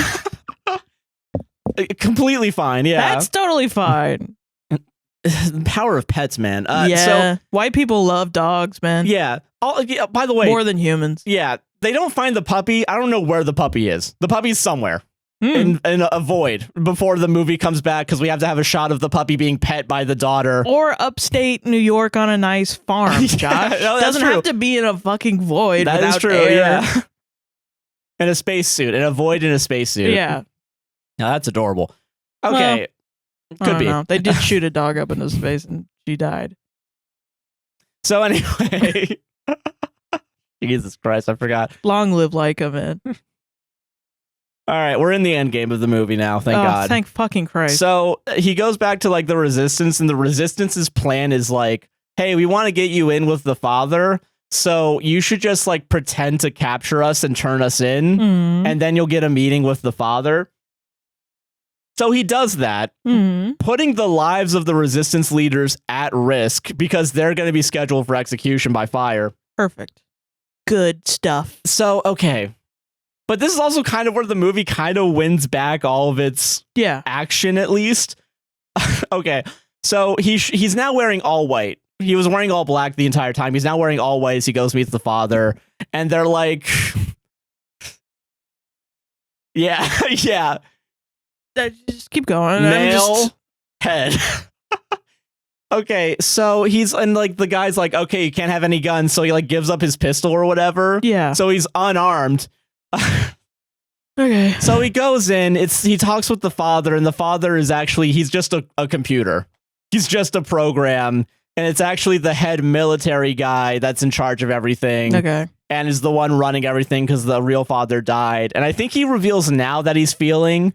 Actually, no, he doesn't. He reveals later that he's feeling, but he also is very obviously prideful in like capturing him. Yeah. And like he hangs up, and then they have a polygraph on him to see if he's like feeling, and the entire time he's not feeling. And then at some point, like the polygraph just starts going crazy, and then one of the guys are like, and again, real dialogue, oh shit. And then he just brings out 2 guns from his coat pockets and just starts fucking shooting everybody. This sounds like a fan fiction of like Fallout. It kind of is, yeah. Which is crazy because Fallout is better. Like the Fallout TV show did this whole thing way better. 1/11th, and this is the 11th property to go watch. Yeah. I mean, shit, man. So he kills everybody except for like one guy who's I guess like more innocent because he doesn't have a gun or whatever. Yeah. And so Christian Bale just does a John Wick and like starts killing all the soldiers, which at this point they're doing it matter. Right, because they don't matter. They don't matter. Yeah, because they're on their pill, right? Whatever. Right, Or on the vial, whatever. Yeah. And this is when he's doing it in slow motion and he's doing the like crossed arms. So it's kind of cool. Yeah. Whatever. And then he shows up into the and now RFK wants to put people on SSRIs and who have autism and can't. Yes, yeah, that's where this movie leads. There's no connection. Okay, None. so this is when the movie does get kind of like stupid. Now is the time. Now. Okay, so he goes into this like octagonal like room or whatever where the main military guy is, and so's Benny from Rent because Benny was in on it the entire time. He's part of the ruse. He fake got captured to make it seem like Christian Bale's like, oh, actually, I did the Uno reverse so good. Oh my god. So Benny from Rent's there, and then behind all the pillars, which is a shot from John Wick now that I'm thinking about it, but John Wick came out later. Yeah. Like 8 guys just like come out of the pillars to fight Christian Bale. That would be so awesome if the creator or the cinematographer on John Wick was like, I could have redone Equilibrium better. Yeah. Just fucking, oh god. You know what? I wonder if this movie was like, there's some cool ideas and then people were like, well, apparently, I'm just going to take that, I think. Supposedly this is one of the movies that popularized the gun fu like trial. That makes sense. Because sometimes it is good. Yeah. And so he does a katana fight, kills all 4 of the guys, like Raiden from Metal Gear Solid 2. Right. Okay, and 4. And Revengeance. Okay, so... okay, so 10-second chapter Metal Gear Solid Metal Gear Solid 4. So okay, so Raiden is supposed to be Solid Snake, but he's not. Okay. As part of the Lolly Lule Lo's fake plan, he's supposed to be the perfect super soldier, according to, but he's not. And say that again, Lolly Lule Lo? Yeah, because you can't say, people who are part of the Patriots can't say Patriots, so they say Lolly Lule Lo. That's fucking awesome. That's great, man. That's so good. Did you know, real quick, Metal Gear Solid subchapter. Yeah. Apparently there are remasters of the game available on, I think, PS4 and PS5 and Steam. Play them. Dude, do you want to fucking, I'll re-plug in the PS4 if you want to. Yes. Dude, hell yeah. Oh, we need to get back on the gaming channel, man. I wanted to play Deltarune on the gaming channel. Oh, yeah, you're right. The new things have come out. So, okay, the connection between Metal Gear Solid and Deltarune, that's what this is about, right? Yes, yeah. Okay, so he has the katana, and then Benny, the prideful bastard that he is like, I know you just killed 8 people, but like, I bet I can fucking kill you. Okay. And I'm not like, okay, like the fight between all the 8 people takes like a minute. Mm-hmm. The fight with Benny, it feels like just takes 10 seconds. Okay. Which is also weirdly kind of like the Raiden of it all, where it's like Raiden's pretending to be. But okay, because in this analogy right now, Christian Bale would be Solid Snake. If you were in the comments, I'm not being defensive. This has happened. Don't gaslight me, okay? If you were in the comments like, I love it when they talk. No, you don't. Because you never said anything. You never said anything before. We have talked about Metal Gear Solid so many times, and it's constantly ignored. Never heard anyone say that we're the best Metal Gear Solid commentary podcast. Yes, that's what we are. On the planet. That's our real... Fuck this Reddit shit, this movie shit. It's Metal Gear Solid all the time. All the time, yeah. Okay, so in this new analogy, because it's new, fuck all the other analogies I've made. Okay, so in this analogy, Christian Bale is Solid Snake, and Raiden would be Benny from Rent, because Benny from Rent really badly wants to be Christian Bale and like wants to be like throughout the movie, real quick, throughout the movie, Benny from Rent is like, I know you're gonna make my career for me, multiple times for no reason. A reason. Yeah, to set up this horrible 10-second fight. Horrible twist, yeah. I mean, the moment that you were like, it was actually a reverse Uno. That sucks. Yeah. That's the level in which the first time it's cool. The second time, shut the fuck up. Yeah, it's like, what are we doing now? Now it's parody. You know what I mean? It's been parody for a while, but yeah. Okay, so 10-second fight, fucking Christian Bale just slices his face open. Like, cool. Fucking that's cool. Like face off? Yeah, face off. That's why you said face. There's kind of, face off. weirdly, but also because the action scenes as well. Yeah. Oh yeah. Yeah, but okay. So, and then it's supposed to be supposed to be Christian Bale and like the actual bad guy who's the military head, right? And the military guy is like, oh yeah, I'm able to feel. Are you ready? Are you gonna kill me? Are you gonna actually do it? Damn, you got so sassy just then. Yeah, are you gonna fucking do it? Because he's being sassy. Yeah, he's feeling sass. Yeah. And then they have like maybe 30-second fight, give or take. And Christian Bale wins because he's solid snake in this scenario. Right. And like he shoots him once, and like he's not dead yet. But like the main bad guy's like, whoa, wait, you're not gonna kill me. I actually feel. How are you gonna feel if you kill someone who actually feels? I don't give a fuck. Basically, he says that because Sean Bean, before he died, was like, this is a price I'm willing to pay getting shot for the resistance or whatever. Yeah. And so Christian Bale is like, that's the price I'm willing to pay. And just fucking shoots him in the head. That's not the take you should take from this, honestly. Yeah. That's not the way you should look at it. Methinks. It should be like the real villain is apathy, right? That's what the fucking movie is saying, I thought. I don't know. But now they're like, no, it's good sometimes if you use it to kill the bad guys. Which maybe, I don't know. That could be an interesting discussion in a different movie. That has like competency. But like that's what not, I don't know what you're trying to fucking say, movie. Yeah. And I really don't think it's my fault. It's not. I just don't. It's not. Don't worry. I'm sorry. I respect myself more to think that I just respect myself more than thinking I don't understand the movie Equilibrium. You know what I mean? No, yeah, I think I get yeah. it. I think I got it. Yeah, okay. And I don't know. Okay, so he kills the guy, whatever, and like he just at some point, I think he takes an automatic. I don't know if it's when he's leaving, but like I think he does like do a big shootout against a bunch of the guys. I think it's right before he enters the room, whatever. Yeah. He goes to the main. Reloaded. And I guess this is what I'm saying is the they live of it all, where like he goes to the command center where they're shitting out all the propaganda. And it's just a bunch of the father like on a bunch of different TV screens in this like one little row.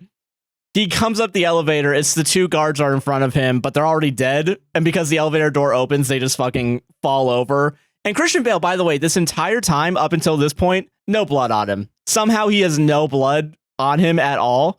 This is the one time he has blood is when he killed two guys in an elevator off camera.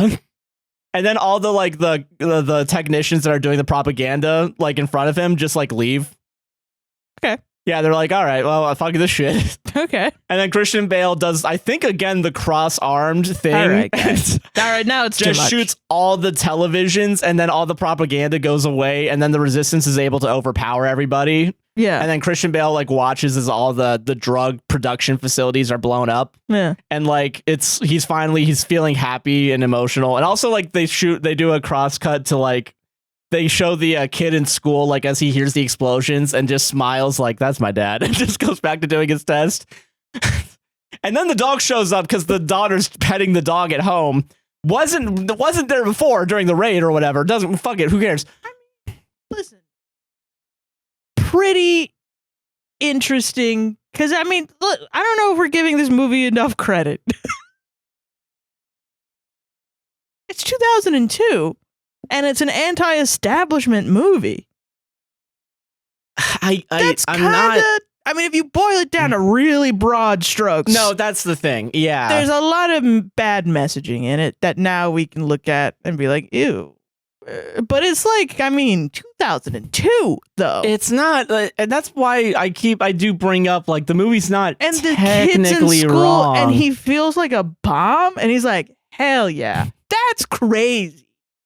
2002? That's wild, man. Yeah. That's kind of baller a little bit. That takes balls, is all I'm saying. Yeah. That's I get it. Yeah. Anyway, the movie's over. Oh, thank God. Yeah, but it sucks. The movie sucks though, yeah. But like it's the one thing I get why people think that I mean, you know, the gun fu is cool. It is cool. I do like it. I think sometimes, it's cool. But like it does suck that every once in a while it does kind of get too goofy for its own good. Why isn't the Matrix the beginning of the gun fu? Is it like, I mean, it's kung fu and guns, but it's maybe not gun fu, I guess? Well, I will say the movie specifies the term gun kata is how it is. So, like, it came up with, I guess, the term, and then it became gun fu. Yeah. Again, cracker shit. I know, No, but, it like, is, yeah. But, like, so I because, like, technically, like, The Matrix, I guess, like, with, like, bullet time and shit, I think is the more, like, what it's prominently known for. Yeah. Stuff. But I mean, it still has that in it, so I get it. Yeah. I don't know why we don't. Matrix probably should maybe be the one that started the trend. Maybe this movie made it more popular, weirdly, at least from a filmmaking perspective. I mean, it sounds like it probably was really cool in 2002. You Probably, know? yeah. But yeah, I mean, I get it. Like, if it was just some other dude, if they had the balls to hire oh, what's his face? John Wick, man. Oh, Keanu Reeves? Yeah. They would have been amazing, I That think. probably would have been better, actually, yeah. Yeah. Well, I mean, it's Keanu Reeves, so, like, anything he's in is... Pretty good. Well, let's not say that. What? There's this one movie where Keanu Reeves, like, cheats on his wife with, like, 2 teenagers, and, like, the teenagers hold him up for, like, ransom. Okay. And then, because I've seen clips of it on TikTok, so I'm probably wrong on the synopsis, but, like, the teenagers, like, torture him Oh. and then just, like, leave. That and sounds post all really his shit to his, interesting. and, like, post that he cheated on his, like, Facebook or something. But didn't he cheat on his wife in real life? Ah, maybe. I don't know. That's maybe slander. I'll look that up real quick. Google that, yeah. Yeah. But I don't know. Yeah, I mean, John Wick does it better because it at least has, like, more of a consistent, like, and interesting style, and there is more of an emotional core, even though it is more about his dog dying, but it's more about the wife dying of cancer. But, like, at least that movie was, like, tasteful in its pet death. There's no credible information or evidence. Okay, cool. But the movie where he cheats on his wife is called Knock Knock, and it's also from 2015. What was Keanu Reeves doing in 2002? Was that around Speed time, or is that earlier? That might be if he's earlier. doing Speed, yeah. No, he should have done that. That's a better movie. Was it Speed? Was Speed late or 90s, early 90s? The Matrix was 1999, so they couldn't have gotten him to do. Yeah, because he was doing the sequels. Yeah, okay. Speed was 1994. Wow, man, I'm old. Yeah. I wasn't even born then, but Jesus Christ. You're just saying shit. Yeah. Oh, God, hold on. Okay, Sweet November, 2001. Hardball. The Animatrix. He was Neo in 2003. Oh, the makes sense, Matrix Reloaded. Enter the Matrix. All of these are in 2003. The Animatrix Kid Story. The Matrix Revolutions. Something's Gotta Give. Anthrax Safe Home, 2003. Okay. He was in like 17 things. Yeah, he wouldn't have been able to make this. Yeah. And busy. Yeah, he was doing better things. Yeah. No, and that's the frustrating thing with this movie is that there are little nuggets that I do appreciate and kind of understand. Yeah. But it's the most incompetent writer-director. Yeah, the vision is bad, I think. Yeah. Crazy, man. Yeah, wild. I don't have anything else to say other than what a disappointing movie, but also one of the funnier movies. Great, we should go to ads. Yeah, let's go to ads. Bye. Bye.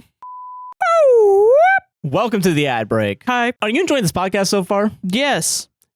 Cool. Then you better like, comment, subscribe, and hit the gosh darn bell and rate us 5 stars on Apple and Spotify podcasts. Please? Yeah. Please? Please. Please? If you want to support the podcast financially, Yeah. you can go to buymeacoffee.com/APWSTR.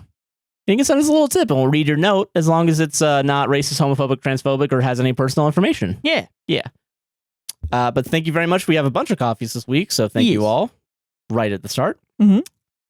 Paige bought 2 coffees. Thank you very much. Thank you, Paige. Thank you for today's episode, 240 Chicken Chuckin'. Let's go. Fuck, that's a tongue twister. I'm also a neurodivergent woman in their early 20s, so it hit personally as I've started talking to someone recently. My first relationship started in high school with someone abusive, lasting 5 years. Oh my God. Since its end 3 years ago, I have been an aloof hermit, but now I've met someone locally who has a lot in common with me. It's not been explicitly stated, but we've gone on one date and have a second planned. Oh, nice. It's been tough navigating through the PTSD, and I'm working hard on not throwing myself under a bus, lol. That's real. Anyway, thank you guys for being here and being yourself. And it's the smiling with the hands emoji. Thank you very the much. little hug emoji. Yeah. Thank you so much. I hope it works out, man. I hope so too. Yeah. Yeah. It's nice to hear. It's good to hear you're healing and you're doing better. And I hope that everything's better from now on. Yeah. No bad things. Never anything bad.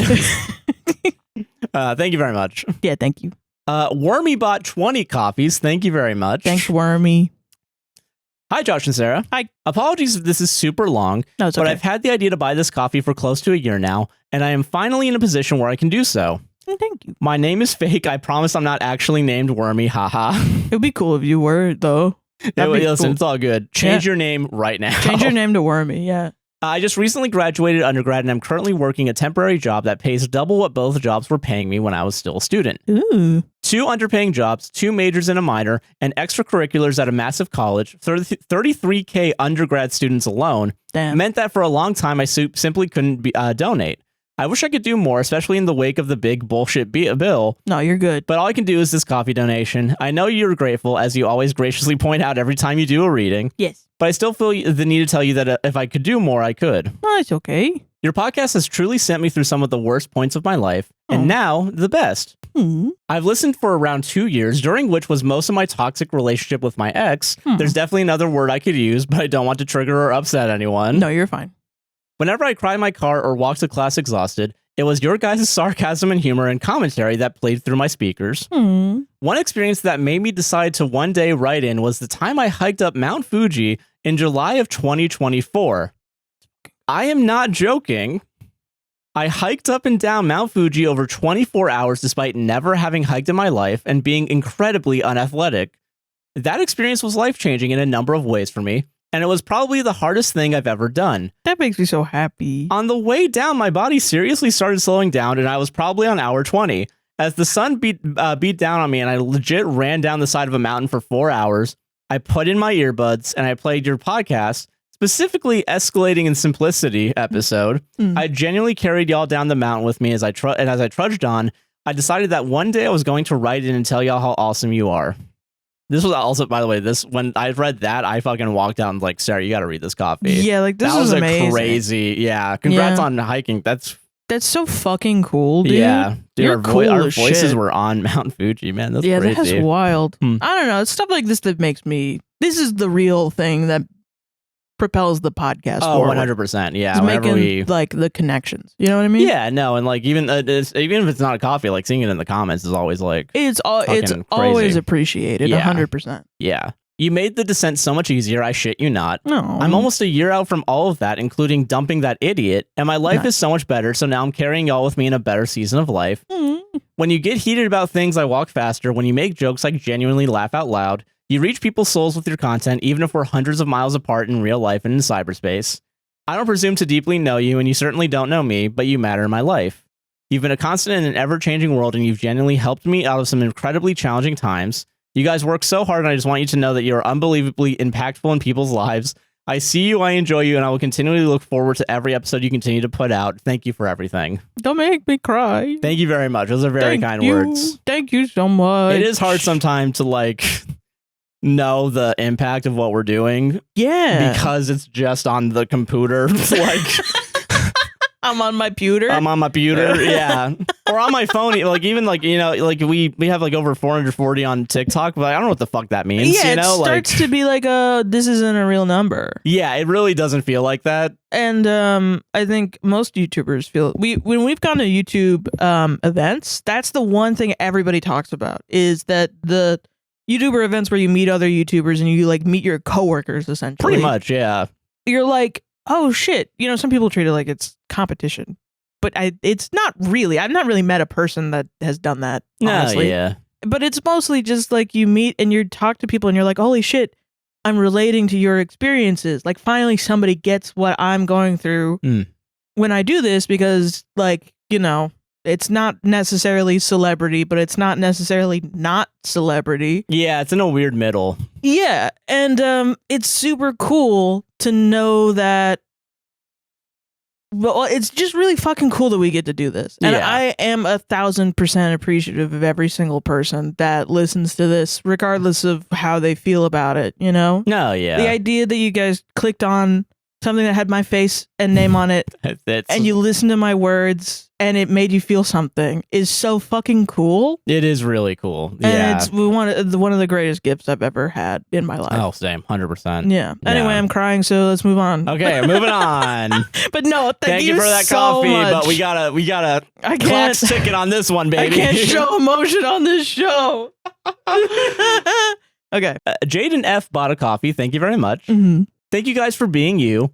I listen to podcasts literally all day, every day, so take it on good authority when I say you guys are the best. Oh my gosh, thank you. I've always felt it inside, but I never knew it, so thank you. Yeah, I've always believed in myself. Yeah. It's actually insane how much effort you put into the show for us. I love that you guys managed to talk about the real and important shit as much as you do while still being entertaining and hilarious. Oh. It makes me feel a little less crazy trying to go on as normal while the world spirals around us to hear someone actually acknowledge and yell about how crazy it is. Thank you. Thank you for all you do. It's hard for me not to yell about it. Yeah. It's fuck the world right now, man. Yeah.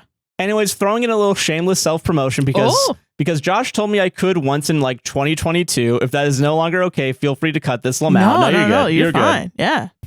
I don't remember 2022. Me neither. But it's fine. I mean, I was probably right back then. I don't know. I thought it was going to be a rule eventually, like people would just do that.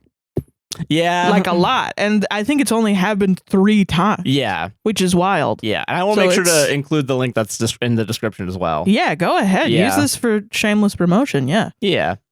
I'm a character artist taking commissions. D&D characters are my specialty.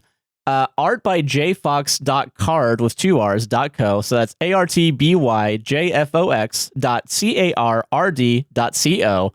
Has a gallery of my work and all my information. Sarah is interested. I'm gonna look you up. I'd love if people listening could check me out. And it's the curly smile emoticon. Yeah. The kitty cat smile. Yes. Yeah. P.S. Sarah, do I have your permission to Gajinka? Gajinka? Yes, you can Gajinka Gooper for art fight. Gooper for art fight. I assume that fits under your species bending permission, but I want to make sure I love him, please, and thank you. You're good. You 1,000%. You can do anything you fucking want with Gooper. You can do anything. That's my whole point with Gooper. Just do what you want. He's a little slime guy. If you don't know art fight, you put your OCs up there. I'm on art fight. That's O'Huron, THADSOHERON. You can go on there and look at my OCs. Some of them are D&D OCs. We have our cat photos of all of our cats on there. People have done a lot of attacks of our cats, and they're all very cute. Yeah. I have some from like things that I have around in my head, like a game that's like insect based, where I have a little ant guy, and then I also have Janitor Bear, which was a comic idea that I made up when I was in high school. So that is all in there. Gooper is an idea for like a Tamagotchi-esque game that goes really weird with it. Yeah. Where you just see like a regular lifespan where really realistic things happen to this very cute slime guy throughout his regular human lifespan. Yeah. So like he hatches from an egg, and then like he fucking you leave and you come back and he got hit by a bus and he had to take time off work because he's got a broken arm or something, and his job is like he works in a warehouse, so he can't do it, but they won't put him on light work, so he has to stay home, but then he has to figure out how to make money. Like, you know what I mean? Like stuff like that. Like you essentially just have to manage a slime's life. You know? Or like his wife is fucking cheating on him or something. I don't know. Who knows? Yeah. All right, I feel that. But I think it's a funny idea that you just have to deal with a very silly, very cute guy going through stuff. You can do anything you fucking want to Gooper. All right, hell yeah. My only things are in there like the things that break art fights rules, like really bad gore or sexual stuff or something. That's fair, yeah. But yeah, thank you very much for those coffees. Thank you. And our final coffee batch comes from Melanie M, who bought 3 coffees. Thank you. Thank you. Hi, Josh and Sarah. Hi. I recently discovered you guys through your TikTok Reddit stories, and I love the podcast. Thank you. I'm working on a book about mental and emotional abuse I experienced as a kid, and I'm hesitating to publish it. I'm so scared the people I'm writing out will find this book. I've changed all the names in the story, and I'm publishing under a pen name, but I'm still so nervous. What do you guys think? Should I publish? I'd love to hear your take on topics like this. Thanks. Keep up the great work. Yeah. I mean, my personal opinion, I'm not a lawyer, so as long as you're not like harassing these people or like defamation or something, if you really are worried about like legal things, I would consult a lawyer. Yeah, because I know there's specifically entertainment lawyers that would probably help out with when, like, if you're talking about real people or not real people. If you're just worried about like how they're gonna react, as long as you're not in any direct, like, you know, you don't live with them or they don't have control over your life in some way, like, you know, they control your money or whatever. I mean, they're gonna have the thing about like abuse and emotional abuse that happens is if they're dedicated to being abusers and not getting better and properly apologizing, they're gonna make up some shit to get mad about anyway. So like people like shit, man. I read Reddit. You know, we read Reddit stories. We have to find Reddit stories. I saw one today about a guy that just like he was accusing his daughter of hiding his stuff. So he would just make up that she hid some stuff. Jesus. And then scream at her in things. And it was just so obviously abuse, but also like maybe he had like a mental, like a dementia thing going on. And and it very quickly escalated to physical abuse. And it sucks, but it's like they will just, like, I remember with my mom, I'd come home, my mom would be mad at work or something, or just mad, or just excited to abuse me. And, you know, she'd say some shit like, she'd be mad at my mood. Like, I would be sad from school and she would be happy and she'd be like, why aren't you happy with me? And then it would turn into it's your fault because you're bringing me down, my mood down. Jesus. Yeah. And it's like, that was not something that I could have controlled. You know what I mean? Yeah. So it's just, they will do it because it's a control thing. It's not it's not really anything else. They want to control you and they want to blah, blah, blah. And the thing that an abuser hates the most is you speaking out. But I think it's beautiful. What you want to do is express, you know, what you go through. And I think, you know, like this podcast, I bring shit up because I want to get it out, not because I am like, I'm a survivor and I'm going to be a survivor for others. But that's like a side effect of it, is people that have gone through it hear it and they relate feel to it at seen, least. Yeah. because it's isolating. No, yeah. So I think it's wonderful. I think you should publish it as long as, once again, you're safe. Yes. And you've consulted somebody that is. If you're going through a publishing company, I'm willing to bet they'll have lawyers on hand. Yeah. But I would double check always. If you're self-publishing, I would definitely double check, consult on your own end if you're able to. Like set all your ducks in a row so that you can't be fucked. Yeah, because abusers will. It's very they'll do common. anything to abuse. Yeah. Yeah, they'll use every extent of the law that they possibly have. Yeah. You know. So. Yeah. Yeah, that's what I think. Yeah. Josh, do you have any opinions? I think you should publish it 100%. No, I mean, because I don't know. I get the idea. I think it is good to have stories like this for people who feel isolated. And I think that's the more important. It always feels risky, I think. Because, I mean, like, and it's not the same, what I'm about to say. But, like, even doing this show and talking about my experiences, like, as a teen, I don't think I was, like, abused, but like I think people were shitty to me. Yeah. And like, oh god, every time, dude, early on episodes were like that aren't up anymore, people would come up and they would be like, how fucking dare you talk about this? Yeah. As if like what they did was good. Like, or that you should shut up about it. Yeah. Yeah. And it's, you're talking about your opinions on the situation and they're your opinions. Yeah. You know, nobody can control how somebody else feels. Or how somebody else feels about them. Yeah. And we acknowledge that, but the people that have made us not like them via their actions don't like that we don't like them. But they won't change their behavior. Yeah, so I don't know. I don't know. And that's just kind of the way it goes. People are going to be mad, but people are going to be mad at you regardless of what you do. Yeah. Even if you didn't do this and put it out. If you think it's going to have a positive impact on someone, I'd say publish it. I think it's worth it. Yeah. Especially during a time where they're censoring books and stuff. Yeah, true. You know? Yeah. Yeah. But yeah, thank you very much for those coffees. We appreciate that. Yeah, thank you.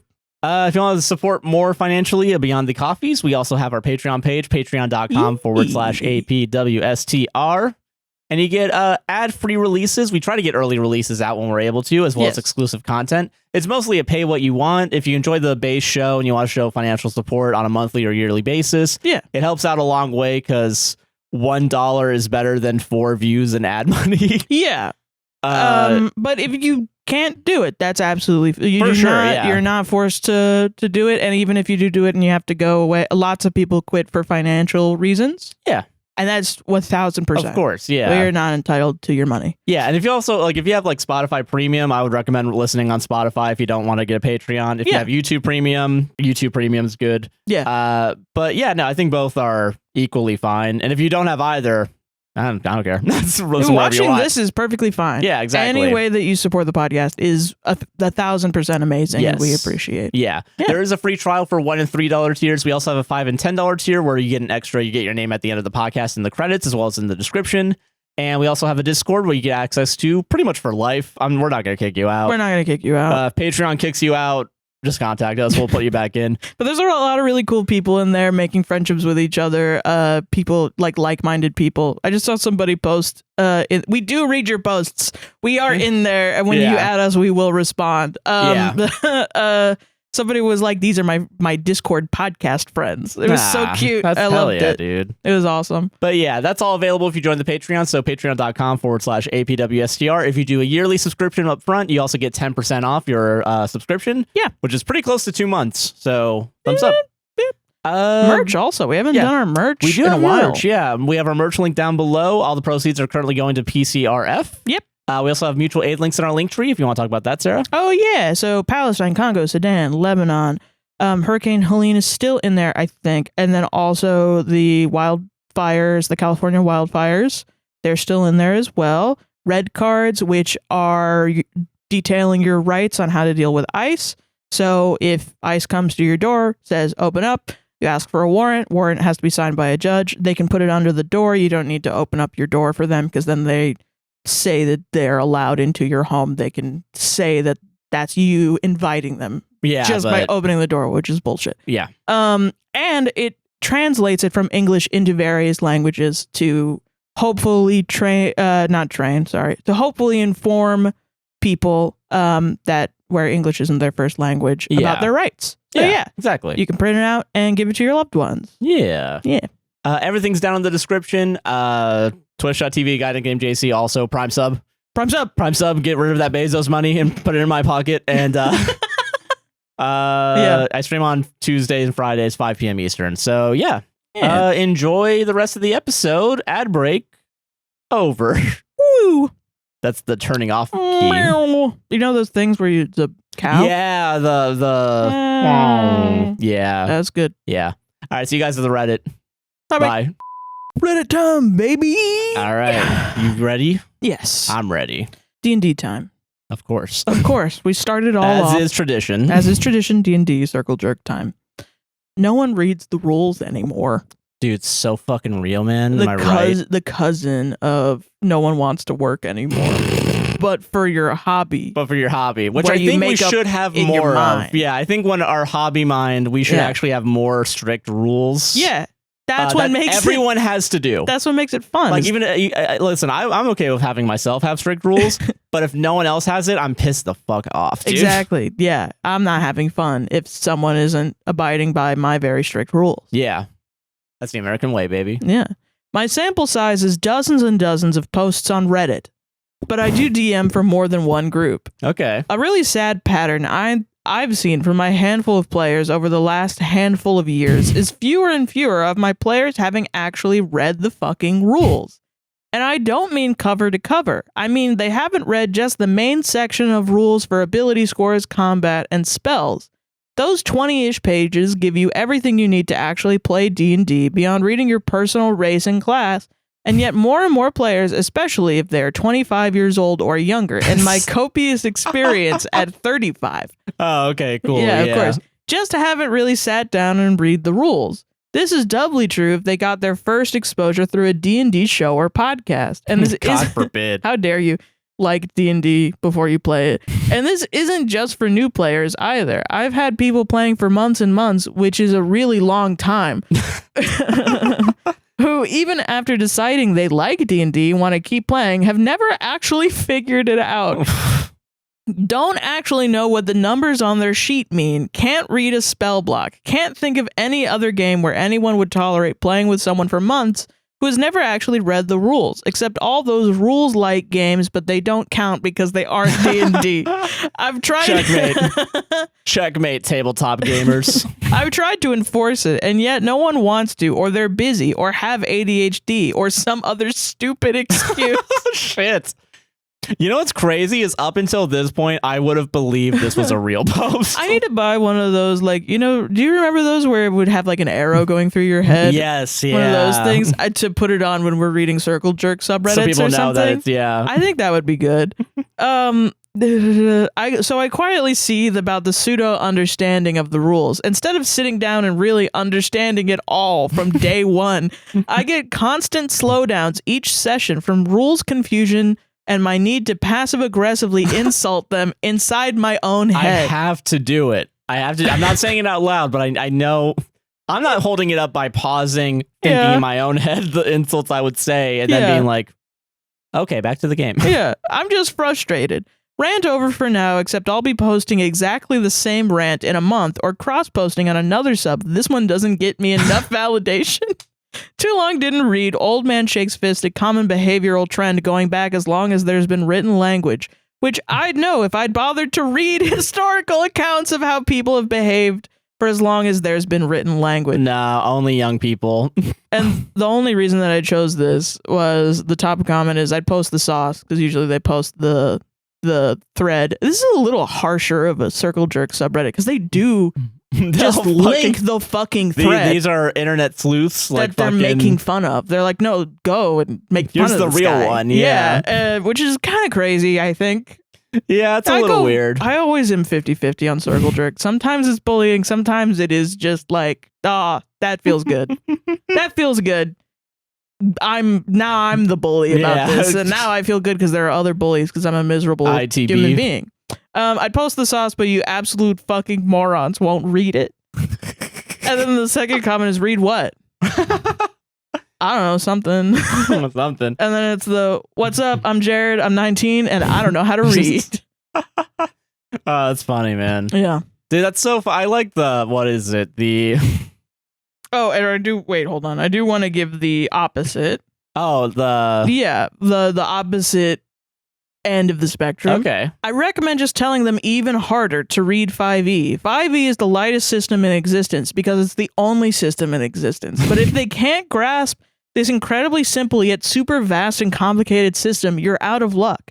You're forced to interpret and homebrew whatever they suggest within 10 seconds. Good luck. Yeah, good luck. Yeah, that's what you have so to do. True. Oh, shit, okay. It's both sides, man. It sucks. I'm a fence-sitting asshole on this one. Yeah. It's just, why can't we all be cool? Yeah. Some days you're one side, some days you're the other. I get it. I think there's room for both. I think, yeah. Just a completely made-up, make-em-ups game. If everybody wants that, nobody wants sometimes you need a little bit of structure. I get it. Or even just a completely, no, I'm allowed to do this. Complete agency from the rule. I've read the rules. I've done the math. Yeah. I've done it. For you. Don't worry. I've calculated all these things, and now I'm going to do this epic thing that the game allows me to do. Old-timey, accounting things with the long ticker, Yeah, I mean, sure. I think both of those things are valid tables. I think I want a mix of both, though. That's fair. Definitely more on the rules light side for me. But I get it. Yeah. There are times I think I'm the more I DM, the more I'm like, rules, though. We should be doing some ruls, maybe. Yeah. But it depends. It depends on what the players want. I think what sucks about being a DM is you have to adapt. Yeah. A lot. Well, I mean, it's improvisational, storytelling, group storytelling also. Yeah, I don't really see it much as improvisational. I'm less improvisational. I do write a lot beforehand. No, I get you. And people will say oh, when you're a first time DM, you're going to write a lot and then you're not going to use any of it. And that is not the case for me. I use it all. I'm making sure. I don't know what it is. I accurately predict what is going to happen. Yeah, dude. I have a fucking superpower. You seethe into the goddamn matrix. I've been working with a GM for a campaign, and he's been telling me ideas, and I'll be like, well, this is what's gonna happen, is this.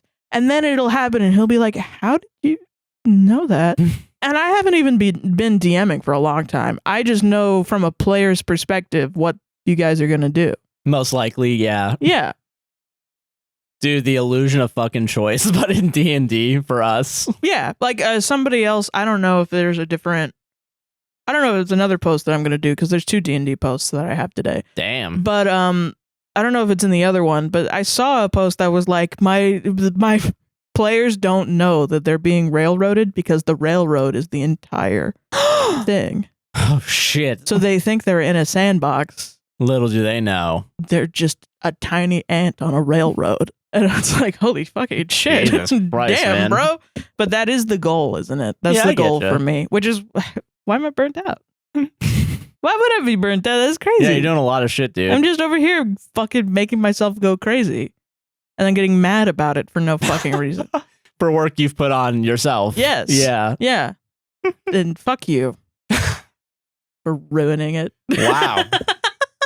The show's over, I guess. I don't know, Like, how do you feel, Josh, as a player? as a player, I don't know. I enjoy the rules. I get it. Yeah. I do. I enjoy sometimes just being like, fuck it. You can do this, especially Yeah. in moments where it's like, I mean, what is it? Rule of cool, like, Yeah. I think there's sometimes where it's like, I should be allowed to do something fucking cool if I think it's actually plausible to do, Yeah. but also B, even if it's not within the constraints of a certain rule, Yeah. But it depends. I think it depends on the situation. I don't think there's a wrong way to play D&D ? Maybe in the process, like in how the post shows it, I guess. Like, yeah. I guess I think if you're crossing people's boundaries, that's that's only time. Yeah, I agree with that. That's what I would say. But that's just kind of you're being a bad person. Yeah, not being a good friend at least, or yeah, that's fair. Because I don't know. I think like, what is it like? I think you need a little bit of structure just to have an idea of like, because it also like the structure doesn't necessarily push you into doing a certain thing, right? Yeah. But it does give you an idea of like what is capable of being done. And it allows you to strategize a little bit more than just like, I can't see the fucking map. I don't know what's around me. What do I have on me? Can I just throw this? Can I throw the short bow at him? Yeah. Yeah. Well, and that's kind of how I think about it is I try to make the setting and the main points of what are going to happen. And then I give you this problem to solve. Yeah. And then I listen to your solution and you have to, the roles are like you convincing me that you have the ability to do it. Go through the solution, yeah. Yeah, that's how I feel about it. And then if I'm easily convinced, even if it's against the rules, quote unquote, of D&D, I'll let you do it. Yeah, I'll let you do it. No, yeah, and I guess I do err a little bit on the side of like it is a made up game. Yeah, and we're just trying to have fun here. Well, I think it can get very, very serious, and I think there are there's value in it too. If you're that type of player, I was never that type of player. But I think being a DM has made me into that type of player, and I understand them and I respect them now. Yeah, that's fair. I fuck with that. Yeah. But I think most of my players are not that. We all like to have a moment where we look at each other and call each other a nerd. For sitting around and playing a make 'em up game. Yeah. For sure. Fucking nerds, you know what I'm saying? Not me, though. I'm the cool one. But it's fun. Like, you guys fought Strahd, and it was, like, immediate. Like, you guys are still in it somehow. Yeah, we're fucking fighting, man. We're doing it. It was, like, before he could even say a word, someone was trying to thorn whip his ass. Someone was trying to shoot that man in the fucking head because you hate him so much. It's so fucking funny. Yeah, we shot him through the head while he had the Yeats book in front of us. It's like you're mad at him for making you play D&D. Yeah. Like he's the one that forced you here. And Barovia is our Discord server. Yeah. Yeah. It's all actually a big metaphor, actually. It's a meta-analysis of our own gameplay. But no, it's fun, man. Yeah, it's good. Yeah, solved it. All right, here we go. This is an easy one. Okay. This is going to be easy as shit, man. I'm really, if you guys fail this fucking vibe check, I don't know what to tell you. I didn't say it. All right.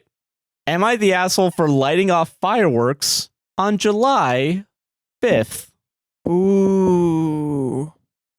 12:01. No, I'm joking. I, 38 male, had to work on the actual 4th, so there were no parties for me that day. On July 5th, I hosted a 4th of July party since I was off for the weekend. Food, drinks, pool, etc. When it got dark out, we went out to the front yard street and lit off fireworks. Nothing illegal or airborne, but we had a ton of stuff where we just lit it in the street and it looked cool and made loud noises. Oh, like, okay. Yeah. Yeah. We were all drinking beer and watching. A few neighbors came out about halfway through our stash, which was about 8 to 10 minutes in at that point. My neighbor comes out and yells at us. We've had our conflicts before, but she was fairly aggressive today. Says her dogs are scared and she didn't have any drugs or whatever for them today since they used them yesterday. Okay. She didn't expect fireworks on the 5th. I just said, sorry, but I'm not going to shut the party down or stop lighting fireworks. It's still the holiday weekend, even if it's not the actual holiday that day. She called me the asshole, accused me of being an asshole to the neighborhood animals. I just ignored her and told others to ignore her. We had the dinky stuff from the grocery store and Costco, not the illegal stuff that's actually loud and disruptive. Am I the asshole? So, okay. How do you feel about this? I think asshole. Okay. Personally. Wow. Well, okay, because I think the framing of like, because I don't have the loud fire. First of all all fireworks are loud. You know what I mean? Did you grow up doing fireworks a lot? Yeah. Oh, okay. Yeah. We would have, but like it would only be on the 4th though, really. It's like yeah, New Year's. No, you're right about that. I think there's 2 days that you do it in a year. It's the 4th or on. Okay, real quick, because I know both of us do this. Sometimes during the July 4th weekend, like I think the day before on the 3rd, I think there were fireworks and I was annoyed.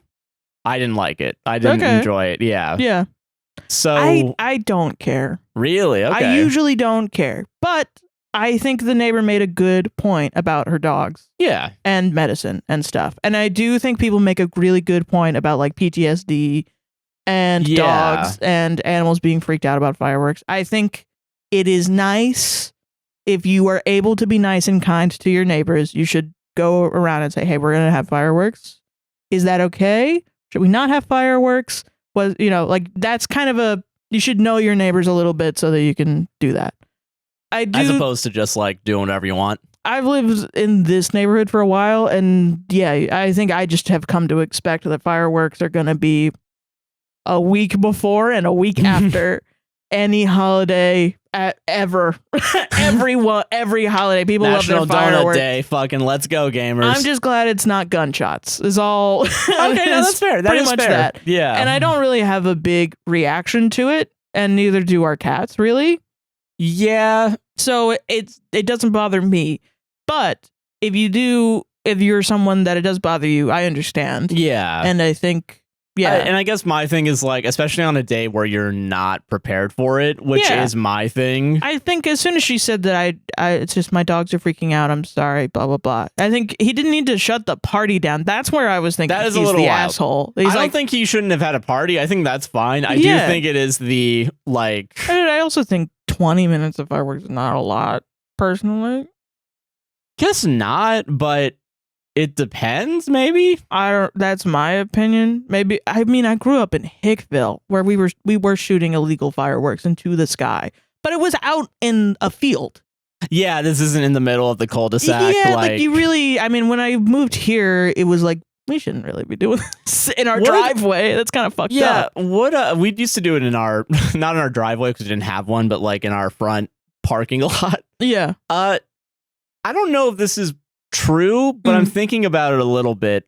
It wouldn't necessarily be louder, but wouldn't it be more echoey if the explosions of the firework happen on ground or closer to ground, since it has more to bounce off of? I don't know. With the houses. I'm gonna be honest, I have no clue. Which is why I feel like it might not necessarily be louder, but it might be like, I think you could choose like smaller ones that maybe are just like sparklers more than ones that pop very loud. Because even the ones that like pop, like I remember a 4th of July maybe 5-6 years ago we had it, it felt fucking loud, man. Yeah. And it was the legal ones. It was the legal shit. And now that I'm thinking about it, maybe they were like only like 2 or 3 minutes, and then you go inside pretty much. Not like 20 minutes worth of fireworks. Yeah, this is 10 minutes in was the complaint. That's kind of wild, I guess. Yeah, you're right. I don't know. I think I'm just thinking back to like when I was a kid, but the rules are different now. No, yeah. And it's for a good reason. Like, I think everyone talking about the fireworks impacting people around them is, I think, important. And it was something that people didn't do. Plus, also, if you want to go see fireworks, go to like, we could go to our lake. And they always have fireworks all the time. Yeah, there's a couple places where, like, in multiple towns where it's like, oh, we're doing our 4th of July celebration in the middle of town, and we have like, fireworks going off. Yeah. And I mean, I know he can't because he was working on 4th of July, but I don't know if it's important to him. Yeah, I get it. Mm. Yeah. It's kind of, people can't work Christmas. You know what I mean? No, like, yeah, I get it. I don't know. I do think he's a bit of an asshole, just in the idea that his neighbor coming up to him and was like, hey, what the fuck? And he was like, get over it. That is always a shitty thing to say. I will say, I do think of the Joe Pera, like, 4 stages of watching fireworks. Yes, yeah. And I do think, like, yeah, sometimes fireworks do go on a little bit too long. Yeah, a lot of times. Yeah. Pretty much all the time. Thinking about ex-girlfriend. It's so awkward. Wow. It's like, what are we supposed to do? Wow. Yeah, like, what are you supposed to do other than wow? Yeah. I hated it when I was a kid. Yeah. I was so scared of fireworks. No, I get it. I don't know I what. mean, they're explosions. They're big explosions. Yeah. It was just like too bright and too loud. Yeah. And there's a lot of people around. Scary. Yeah, that is scary. I agree with that. And they're all taller than you because you're a child. I was. Yeah, no, yeah, makes sense. Yeah. Also, YTA, celebrating the 4th of July. That's my first thought. That was my first thought. Why are you celebrating? Listen, we ate hot dogs. But we've been eating hot dogs all month. Yeah, so, Your Honor. Your Honor. We should make it National Hot Dog Day. Yeah, there you go. Yeah. I'll celebrate that. Yeah. Hot dog, breakfast, lunch, dinner. Yes, Chop that's what up I've the hot been doing. dog, put it in the scrambled egg. Yeah. Chop up the hot dog, put it in the blue box mac and cheese. Put it in your spaghetti. And then just hot dog. Just one hot dog for dinner. Hot dog for dinner. That is unironically what I've been eating the past month. Yeah. But I think asshole. Yeah, I think so asshole. Too. I'll agree with you. I don't know. I'm saying that as a Floridian. Like, you go to the theme parks, they do fucking 15-minute. Oh, actually, that's not even that.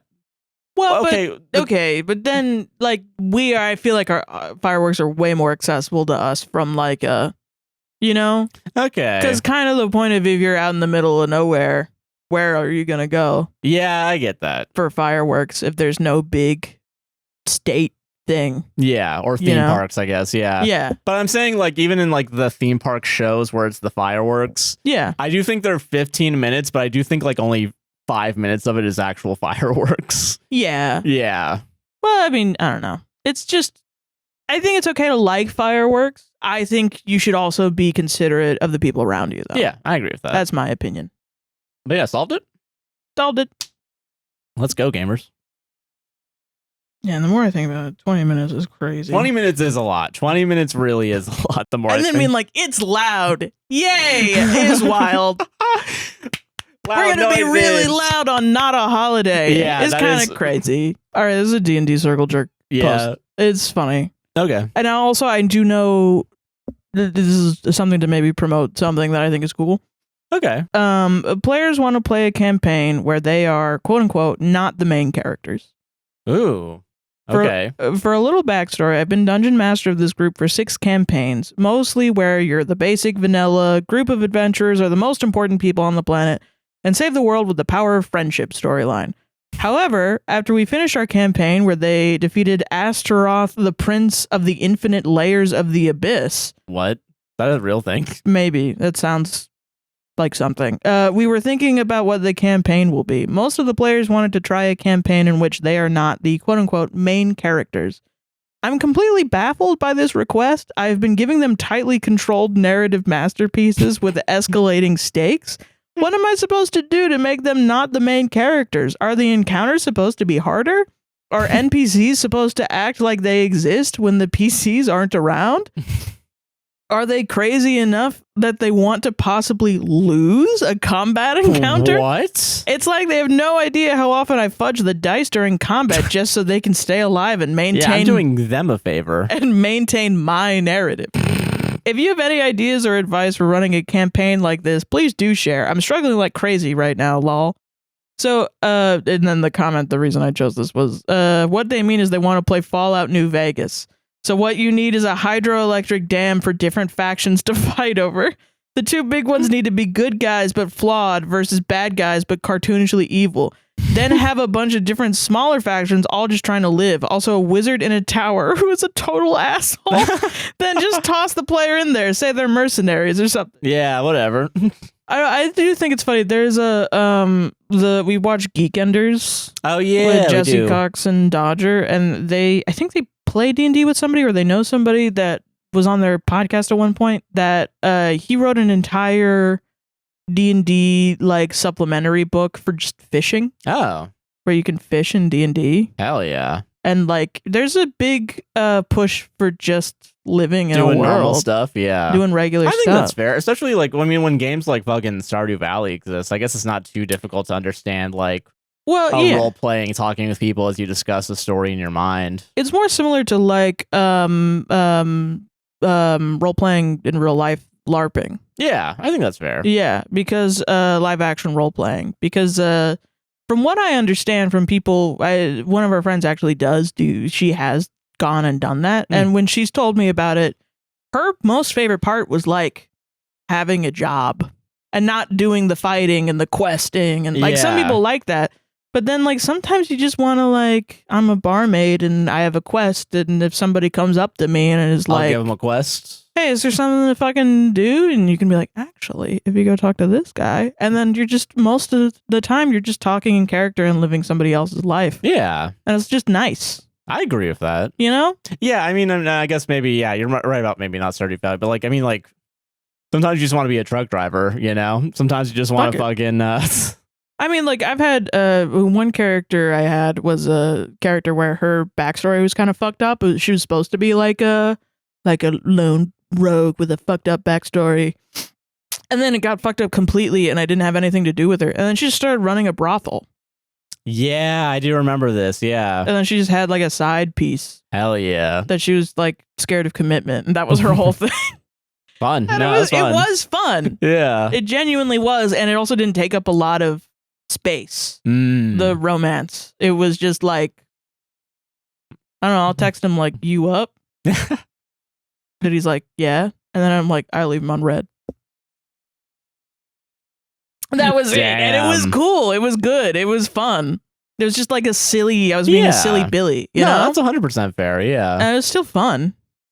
Yeah. Fucking, I think there are points where I think you can have those more regular quote unquote interactions, or be the interactee, like, you know, as opposed to the one seeking out quests. That's where the real role play happens. Yeah. Man. You want a literal role and like barmaid number 3, you know, like. Yeah. Well, I mean, you know, that's why like I allow you guys to decide which NPCs you like, and I just kind of am like, I put myself into the role of the NPC and think, what does this guy think?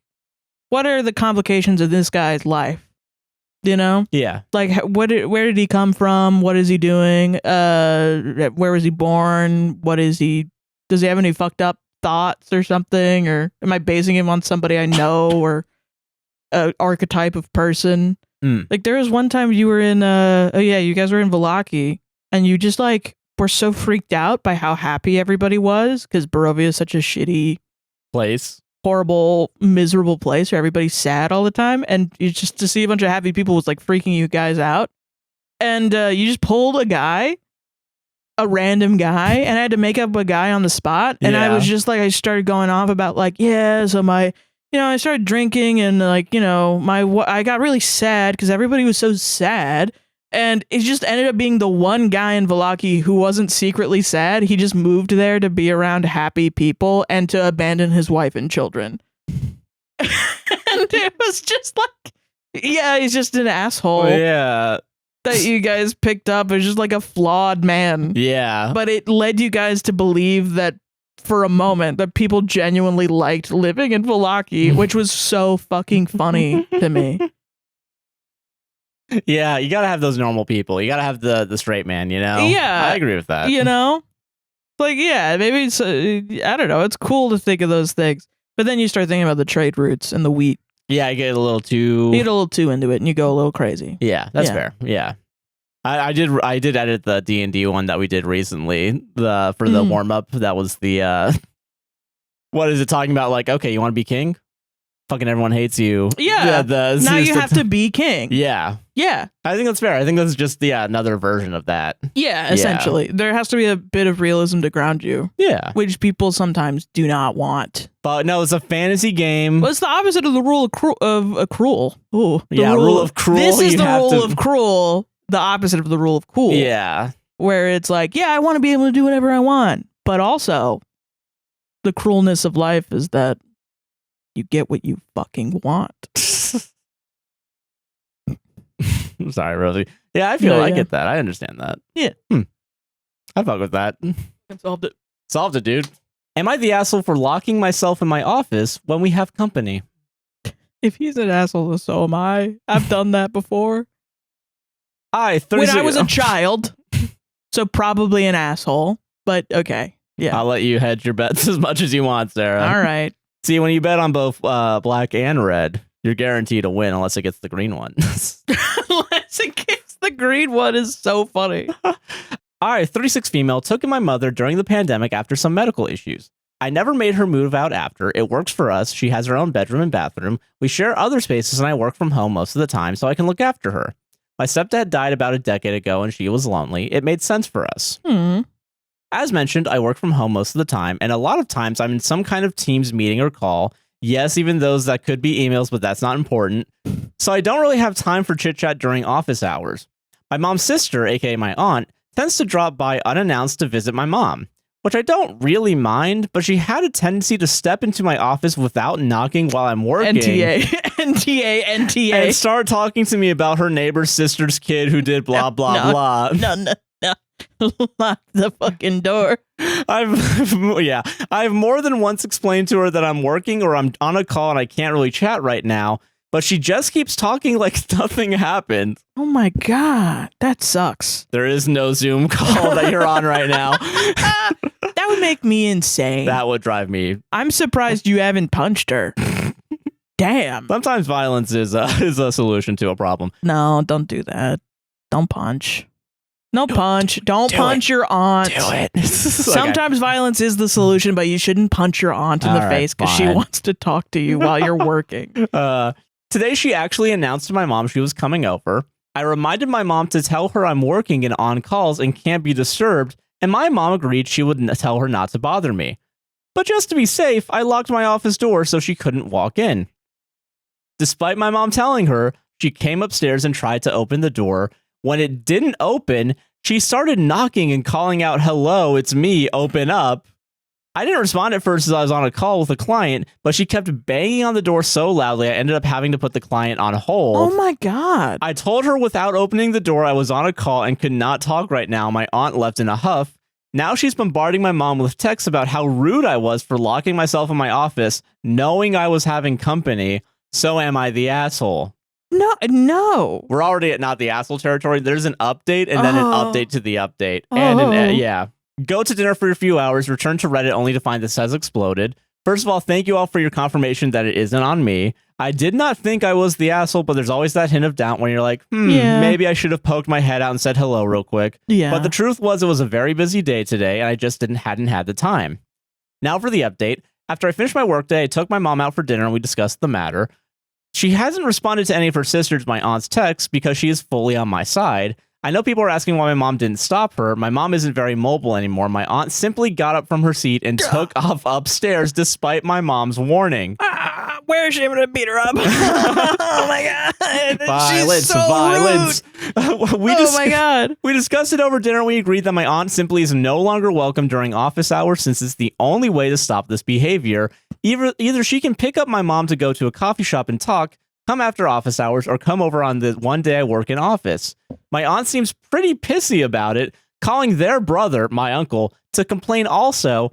But he texted me earlier saying he told her how wrong she was, and apparently her husband had also told her she was wrong. So now she's currently stomping her feet at home because everyone is saying she's wrong. Delightful. Delightful woman she is. Remind me to one day post the story about her Disneyland trip. Anyway, TLDR, Mom and I decided she's no longer welcome at my house during office hours. Update to the update. This is the Cliff Notes version of the Disneyland story. God. Don't worry, I wouldn't have picked this one if there was no Disneyland story. It's like, where's the Disneyland story? Where is it? Where is it? I want it. All right. Honestly, kind of a queen. Kind of a queen, yeah. Kind of a queen to be like, all right, fucked up. Here's my other fuck up. Yeah. That's pretty baller. I've come around. It doesn't take much. Oh my God. All right. She has twin boys, and for their birthday, she booked a trip to take them and one of their friends out to Disneyland. Okay. The friend ended up canceling last minute and told me if I paid the friend's share, I could go. Reasonable enough, I figured, why not? Why not? Why not? Reasonable enough. Why not? That's the name of the show. Why not? God why damn. not? I love why not. God damn it. Reasonable enough, I figured, why not? Yeah. People are going to think it's a sex thing. I know they will. Yeah. Christ. I was 16 at the time. This story is like 20 years old. Oh, wow. I'm European, so this is Disneyland Paris I'm talking about, and I'm not from France, so this is an international trip. Yeah. This becomes important later. My cousins are maybe 10-ish at this point. Tennis? So anyways, 10-ish. I know.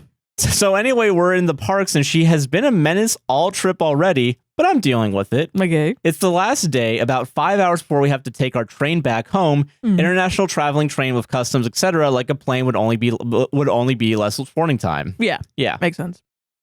One of my cousins wants to go on the rock and roll roller coaster. The other one doesn't. The line is like 5 minutes or less, so my aunt tells me to go with him, and she'll wait at the exit with our bags. So I leave my bag containing my phone, my ID, my money, everything in her care. Even Rosie's like, what's going on? Yeah, she's like, what the hell? 10 minutes later, me and my cousin get out of the ride, and she is gone. No. So I start looking around, cannot find her. After half an hour of waiting, maybe they went to the bathroom or something, still nothing. We go check the bathrooms, neighboring rides, the works, no aunt. I have no phone on me to call her, and with us having to leave for the train in 4 hours, I get nervous. I'm a 16-year-old with a 10-year-old at my hand, and no money, no ID, no phone, nothing. So I decide to go to the lost kids department and explain my situation. They end up calling her through the park's intercom. Another hour goes by, no aunt. What the hell, girl? I remember my dad's phone number back home, so I could use Disney's landline to call him. Yeah, this is why you remember phone numbers, yeah, guys. you need to know at least a couple phone numbers if you're able to, yeah. Yeah. He tries calling her cell phone, my cell phone, no response whatsoever. At this point, I have like an hour or less before the train leaves, and I'm in hysterics because I couldn't board this train without money or ID, let alone with another minor. God. My cousin at this point, seeing my panic, is crying his eyes out, so I'm also dealing with a scared child. I'm barely an adult myself. Oh, no. My dad eventually tells me it makes no sense for him to drive out to Paris right now to go back to our hotel. He'll pay for another night, and he'll come pick us up in the morning. So I take my cousin back to the hotel, explain the situation, and the receptionist hears me say my name and says, "Oh, sweetheart, I have a note for you. It's a note from my aunt. Gone to dinner. See you on the train." At this point, I have half an hour to run to the station, hoping we'll still get through customs where she's supposed to be waiting. I make it with 15 minutes to spare. I'm out of breath and fuming. We end up making it through customs, God only knows how, and manage to get on the train literally as the doors close on us. I call my dad to explain the update, and he's also fuming at this point, to which my aunt turns to me and goes, "I don't know why you're so mad. I left a note at the hotel and brought you something to eat," and hands me a freaking dinner roll. I took my stuff, went to the dining car with my cousin, who she almost had abandoned, and gave him the biggest slice of chocolate cake my budget could buy, and never came back to our seats to talk to her. What's the thing from Succession that's the cake for the guy? Which one? Oh, so, shit. Like, their mom... This is a spoiler for Succession, I guess. Yeah. But, like, their mom died, and the oldest... It was like they give him cake on the anniversary of his mom's death. Oh, because it's like his mom died and nobody was around to like care about him. In So the they just last episode where it's like them gave and him the cake. No. okay. I don't remember this in succession. I only know it from like TikTok clips. People okay. make like edits of the eldest guy, even though The he's a eldest dick. boy, yeah. No, the actual one. Oh, okay, gotcha. Sorry. The guy played by the older one. Yeah. Yeah, because his mom died, and then they're all have different moms, right? Yeah. His mom died, and so like he gets a cake every year because nobody comforted him because his mom died. So they're like, oh yeah, he always gets a cake. He needs a cake to deal with it, and it's like, Jesus Christ. Oh my God. It's supposed to be like these guys are assholes, but also holy shit, like the serious shit that they went through is really bad. Yeah. Wow, man. That's some serious negligence, huh? Yeah, that's some really bad. That's pretty bad. Yeah. Bro, I don't know what you're mad. I don't know how to feel, man. Okay. Like, I feel like, yeah, okay, fuck her, right? Yeah. And I know there's some people are going to want me to be like, fuck her, she should die. And I know some people like are going to be like, why did she tell you to post that? You know what I mean? Like, that's bad, man. Yeah. I think it's just, hopefully everybody else has been like, wow, she's an unsafe adult to give children. Jesus, man. You should not be this lady. You shouldn't And be. hopefully this lady knows That you shouldn't be. you should like not her. be like her. And maybe she should become better of a person. Well, That I mean, just not aware. She needs to be more aware if people are going to rely on her. But I guess if people aren't relying on her, then whatever. I'm glad that your family has your back. Yeah. Because at least they all know that there's something going on with your aunt. Yeah. That's how I feel. Because I never could imagine myself personally doing the Disneyland shit, but also B, That's just wild. going to a door that I know someone's in there and opening it up being like, hey, Kramer, what's up? You know? Hey, Jerry. Hey, Jerry. Yeah. Like, it's not a fucking sitcom, dude. There's consequences to your actions. Sometimes it's your door's locked. Can you imagine? Oh, God. Fucking, I'm just thinking of Jack Nicholson your way into the fucking thing. My first thing was like, maybe it's a cultural difference that you need to, because I know there are some, like, I have a friend whose family is from Cuba and Jamaica, and he's still dealing with shit from his family because he went to like a family get together. Yeah. And he didn't say hi to the eldest person immediately. Oh, shit. Once. And they were like, you're disrespectful. And it's just like the culture thing. Yeah. That he just was so Americanized that he didn't grow up in that way. And it's not his fault, but he does have to deal with it still. And so like maybe it's like a culture thing that she's upset, but it doesn't matter, I think, when it's work. Yeah. To me. Especially with stuff like that. Like people really treated people that work from home as if they didn't have a million other things, which was crazy because it was mostly women. It was mostly women working from home, and still they were doing the like emotional labor. Yeah, if they had kids, they were taking care of the house still. Yeah, they were taking care of their kids, and then people around them were like, "I'm so sad because I have to stay home," and they're also working. Like when I worked a work from home job during the quote unquote COVID lockdown. COVID's still going on, and there wasn't a lockdown, but I worked from home during like, you know, when people were trying to social distance and from COVID, and it was pretty much everybody was a new mom or a mom of some sort. Yeah. And they were all like, it was nice because my job was very lax, and like they would allow especially mothers to be like, hey, I have to step away and take care of my kid. No, yeah, well, or, that's hey, good. I have to go and do this and do that. I have to drive my kid real quick. I'll be back in 10 minutes. And like we could do meetings from their car. And so like I still get triggered when I see like Twitter posts about people that are like, oh yeah, you work from home and you were just like doing whatever the heck you want and you weren't really working. And it's like they were working a lot. Well, I can even testify to both of us working from home. I worked a job where I did have a little bit more free time for sure because I was able to like edit the podcast. Yeah. But it was also not a stable job. So it was like kind of, I don't know when I was going to get work or not. And it ended up like you were working 24/7. Yeah. Much. So, but like your job specifically, like you were on the computer at a set time. At a set time, and you were on it pretty much the entire time. Yeah, like I was in an office. Yeah. Dealing with stuff. And then you could get a random call or a random DM or something. And then now people have like PTSD from like Slack notifications. Yeah, I get it. Bro. And it's man, I don't know. I have real sympathy for people that worked from home during COVID, even though people do view it as like a privileged position. I also see how that is a better than going in person, but it sucked for everybody. Yeah. And also I think I think it happens more with women. Sorry to bring gender up, everybody. How friggin' dare you, dude? And like you're supposed to cater to people, you know? It's that thing where we gotta.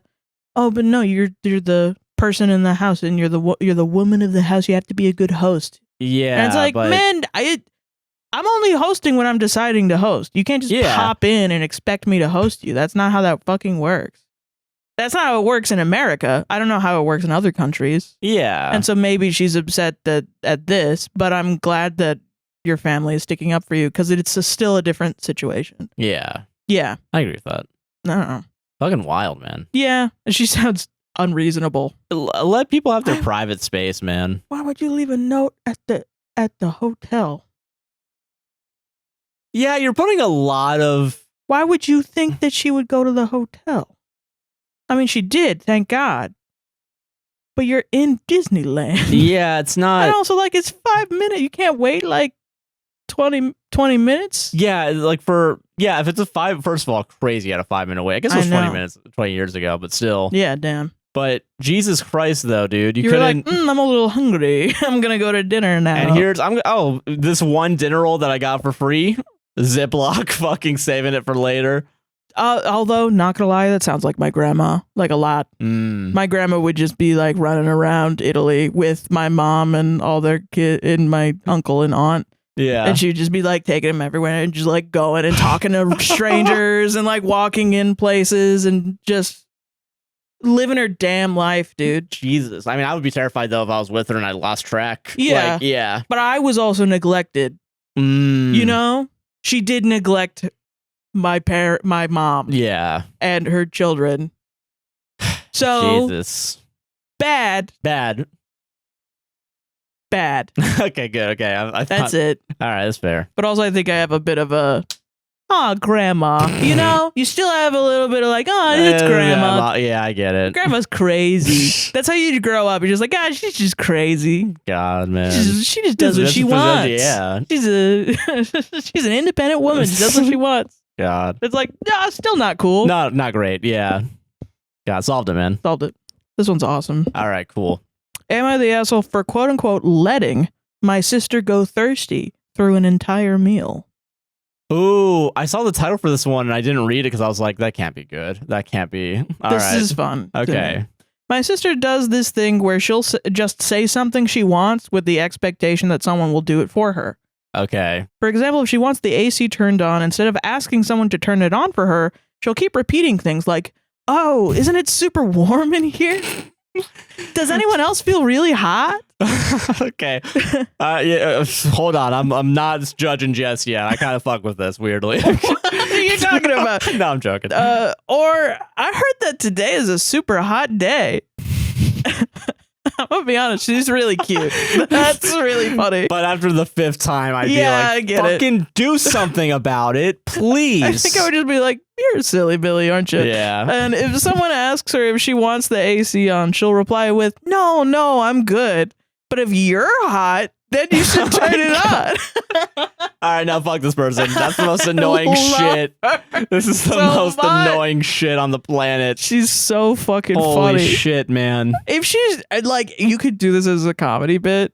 It would still get annoying. Yeah. But it would be so funny. It would be funny. Yeah, it is funny. Oh, man. Jesus. Anyways, last weekend, it was my birthday, so my family went out to celebrate. During the meal, she kept making comments implying that she wanted another cocktail, but wouldn't order it.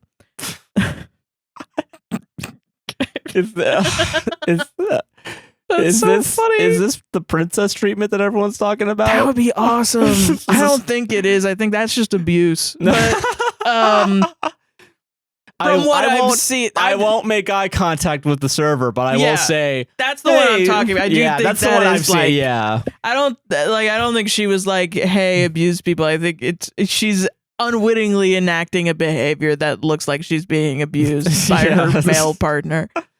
Jesus Christ, God. man. Okay. Anyways, last week it was my birthday, but she wouldn't order it. The waitress even came by and asked if we needed anything, but she didn't order a drink, even when we all did. What? Why? You want a drink? Oh, man. Get it, queen. What the fuck, Get man? it, queen. You're thirsty, queen. I could tell she was agitated at that point, but it was my birthday, so I just ignored her. When we all got home, she got really snippy and said that it was super rude that we all got our own drinks and didn't order one for her. I'm starting punching. I'm punching. I'm punching the wall. I'm punching out of this house, out of this family. I'm going to punch my way out of this house. My brother and I brought up that she said no when the waitress asked, but she said that wasn't the issue. Okay, sure. In her opinion, we should have known to order her a drink too, because everyone else got one. And the fact that we quote unquote let her go thirsty was inconsiderate. I'm from Orlando. No, that's not inconsiderate. You're just an idiot. Oh shit! Damn. I'm okay. sorry. They asked you a question. Yeah. You wanted it, and you still said nah. No, she wanted somebody else to order it for her. That's what she wanted. Christ, man. I'm trying to stick up for her. It's hard. Get a butler, man. And that in the future, we ought to order her drinks too. She also said that she was only saying no to the waitress because her family should have, quote unquote, taken care of her. Parentheses, her words, not mine. The three of us have been kind of arguing back and forth about it, and I'm just tired of fighting. So I wanted to get some more opinions on whether or not I should have ordered her a drink as well. No. Now it is poo mode because woman. No, yeah, and I saw that too. Like, oh shit. Yeah. No, you're not the asshole. What? No, I think that's wild to expect people to order. Yeah, what is the dynamic that makes her think that? Is it because you do like it's done with the AC that like? What? Okay, what is I don't know the mindset, I guess. It just doesn't compute to me. I don't know either. Honestly, I'm not the type of person that would understand this. I wonder if there is something in childhood or something that demands this behavior. Like maybe. You're selfish for saying what you want, maybe. You know? You know, that's fair. Maybe. Okay, Maybe something like that. But I don't know. It's not in the post. So it's like hard to tell. But I'm very once again neglect. Yeah. So I had to go and get it. So I don't have a problem saying, I want this. Yeah. Sometimes I'll be like, can I have it? Because I grew up without a lot of stuff. No, yeah. But it's not like I want other people to say it. For you. Unless she's like, maybe she wants to be taken care of more, but it's not like, that's not her family's job. But is that, I mean, like a cocktail, it's not your family's job to do. If you're on like a date, maybe. Yeah, but I advocate for communicating. Yeah, what you want. I think you should have a level of independence that you're comfortable with. Yeah, because like your family should take care of you in that like they should support you. Yeah, that's actually like that's what I think most family dynamics are. Is like emotional support, sometimes like financial or like some sort of like physical support, but people aren't mind readers, and you shouldn't like force them to go through. You shouldn't test them. You know what I mean? Shouldn't be like, oh, I'd love another cocktail. I would fucking love another cocktail. Please give me a cocktail. Though I love it. You're being a little cutie pie, but you're annoying as shit. Hey, do you want a cocktail? Nah, I'm good. Yeah, it's the no that really pushes it over. Like, okay, come on. Well, are you expecting like one of your families to be like no? Hold on, boundary. I'm gonna cross your boundary. Hold on a second. That's wild. I know what you actually want. Yeah, no, that's not okay. Yeah, because then what? No means something. Yeah. If you say no, I'm gonna assume. Oh, you actually don't want anything. Yeah. Okay. No, you answered the question. No. Fuck this. No, you shouldn't. No, you can't be doing this. Yeah. At least when somebody is like, I feel like you can do that, the initial thing. Yeah. And then when somebody is like, do you want this? You should just say yes. Yeah. You Then should be it's- okay to say yes. Then it's fine. Maybe a little frustrating to me, Yeah. but it's not so bad. Yeah, at the worst, it's like a little annoying. It's not the end of the world. No. But if you're going to get aggravated later... Why didn't you overstep my boundaries? I should be able to come into your office while you're working Yeah. and tell you, hey, you know, man, it's just hot in here, isn't it? Do you want me to get off my call to change the AC? Yeah. I mean, no, I wouldn't ask that. But I mean, if you think that's a good idea. Hopefully this is a one-time immature thing. Yeah, I hope so. Yeah. Like her getting snippy. It doesn't sound like a one-time immature thing. Like it's a repeated behavior. But the snippy part, I hope that's just a blow up. I hope so too. You know, and she gets better. Yeah. Because damn, man. I don't know. It sounds like she's trying to get attention from a different source than should be. You know what I mean? No, I can understand that. Like maybe her needs being anticipated from a partner. You can't do that with family though. Yeah. You know? Yeah, I get that. Damn, man. I even don't like that, honestly. Like with family. I know like your parents will sometimes be like, do you want this? Do you want this? Do you want this? Do you want this? And if I say like, no, I'm fine, it's like, it hurts. No, yeah, that's a little. And I'm like, no, I kind of like to be independent and make myself comfy. You should be able to be, yeah. Because that's what I'm used to. But I've learned to just be like, yeah, I'll take that. Yeah. You know? I get it. And that was from a fear of like, if I make myself too comfortable in a house, I'm going to be called selfish. You know what I mean? No, I understand that. So, no, yeah, maybe there's something else going on. I agree with that. That's so... I mean, you're not making the waiter's job easier. The waitresses. No, that's also frustrating as well. That's another part of it. That's funny. Christ. Solved it? Yeah. Solved it? Fucking... At least she didn't blame the waiter. That would have been... Oh, man. That is good. That's when the fighting words come out. Okay. Poo mode. Just a warning. Oh, okay. Am I the asshole for telling my family if they don't like the way something is, they can take care of it themselves? I'm married and have 3 kids, all are teens. My husband and I both work and my kids are in school and do sports or clubs after school. I recently hit a ceiling in my field and in order to continue to grow professionally, I had to get a graduate degree, so I started my master's degree. Okay. In the past, I usually did most of the chores. My husband does the typical, quote, man chores. My kids have some of their own chores like doing their own laundry, taking turns sweeping/vacuuming, cleaning their own bathroom, etc. That's great. I did a majority of the rest and all of the cooking. I am a year into my degree. At the start, I was keeping up with the chores I did before, but it quickly wasn't possible. I asked for help and was told, everything is fine, you're being too picky.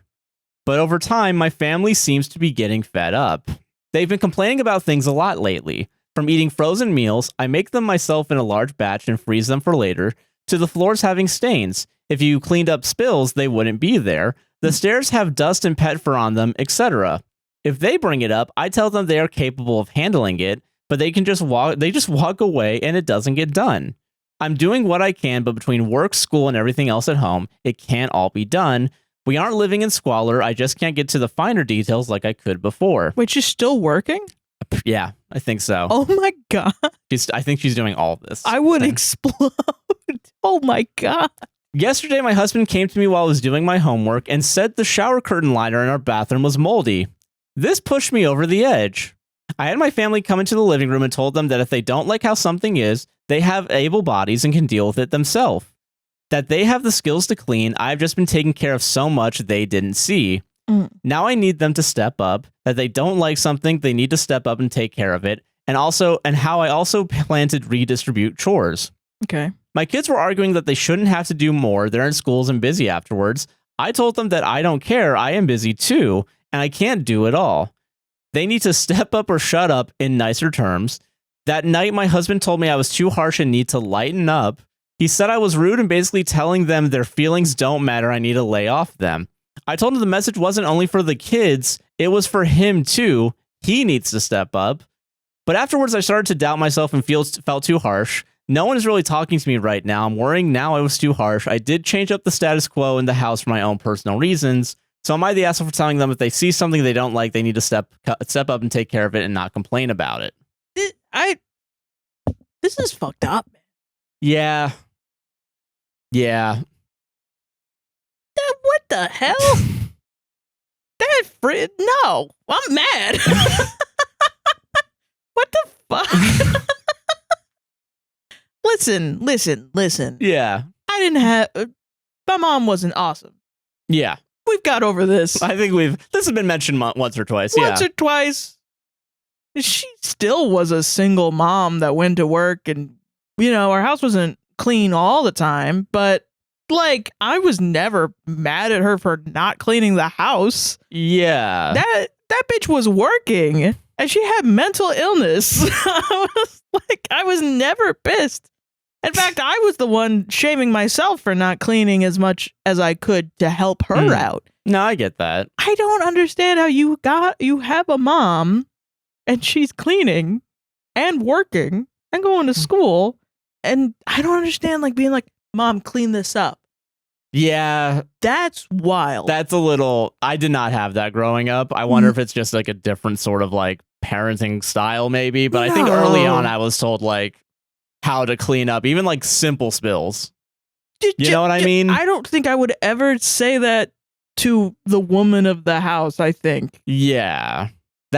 You should, or anyone, clean this up right now.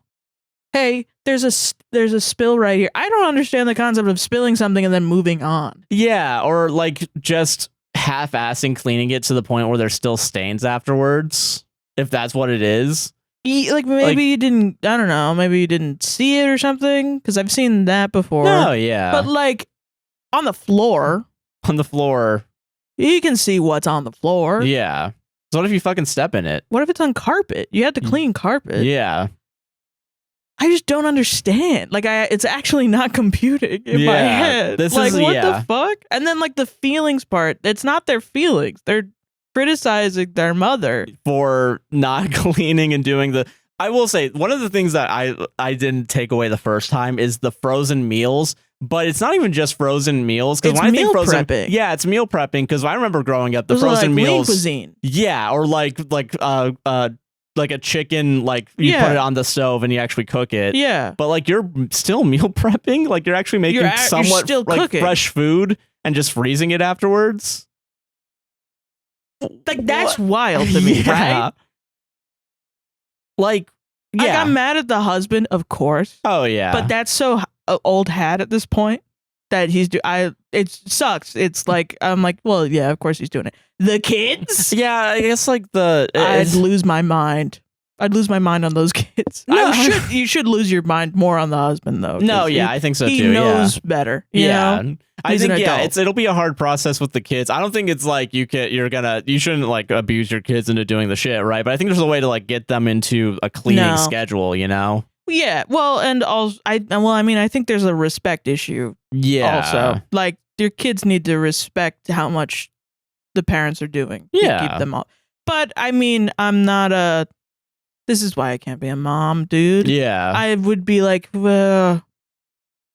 I think I would be more of a laissez-faire mom, just so I don't even touch the concept of me demanding respect from my own children. Yeah. Because that's triggering. Because I don't want to be my mom, but I so easily could. I so easily could just scream. And that's not right, they shouldn't deal with that. Yeah. And that what sucks also, and maybe this is just part of being a mom or something, is then your kids are going to grow up and they're going to be in their master's program and have a husband and kids and stuff and be working and be hopefully they'll be damn, my mom fucking did all this. And I said, clean up this spill, bitch. I'm such a dick, And that's its own penance. Yeah. That's a crime you can't undo. Dude, you get what you fucking give, man. Yeah.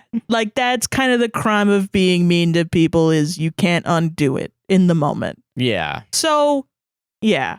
The dad, you should him. I think you should him and man.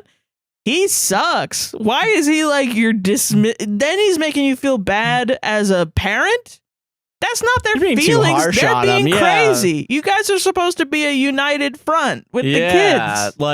Especially when they're teens. Dude, when you're so fucking adamant at being the cool dad, come on, dude. What? Okay. Yeah, divorce him.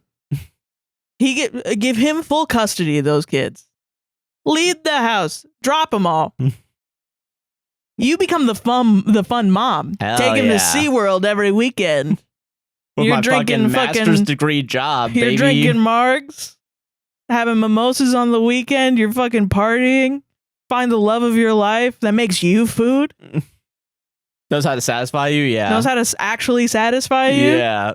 Appreciates you for everything that you do because you work very hard and you're a wonderful woman.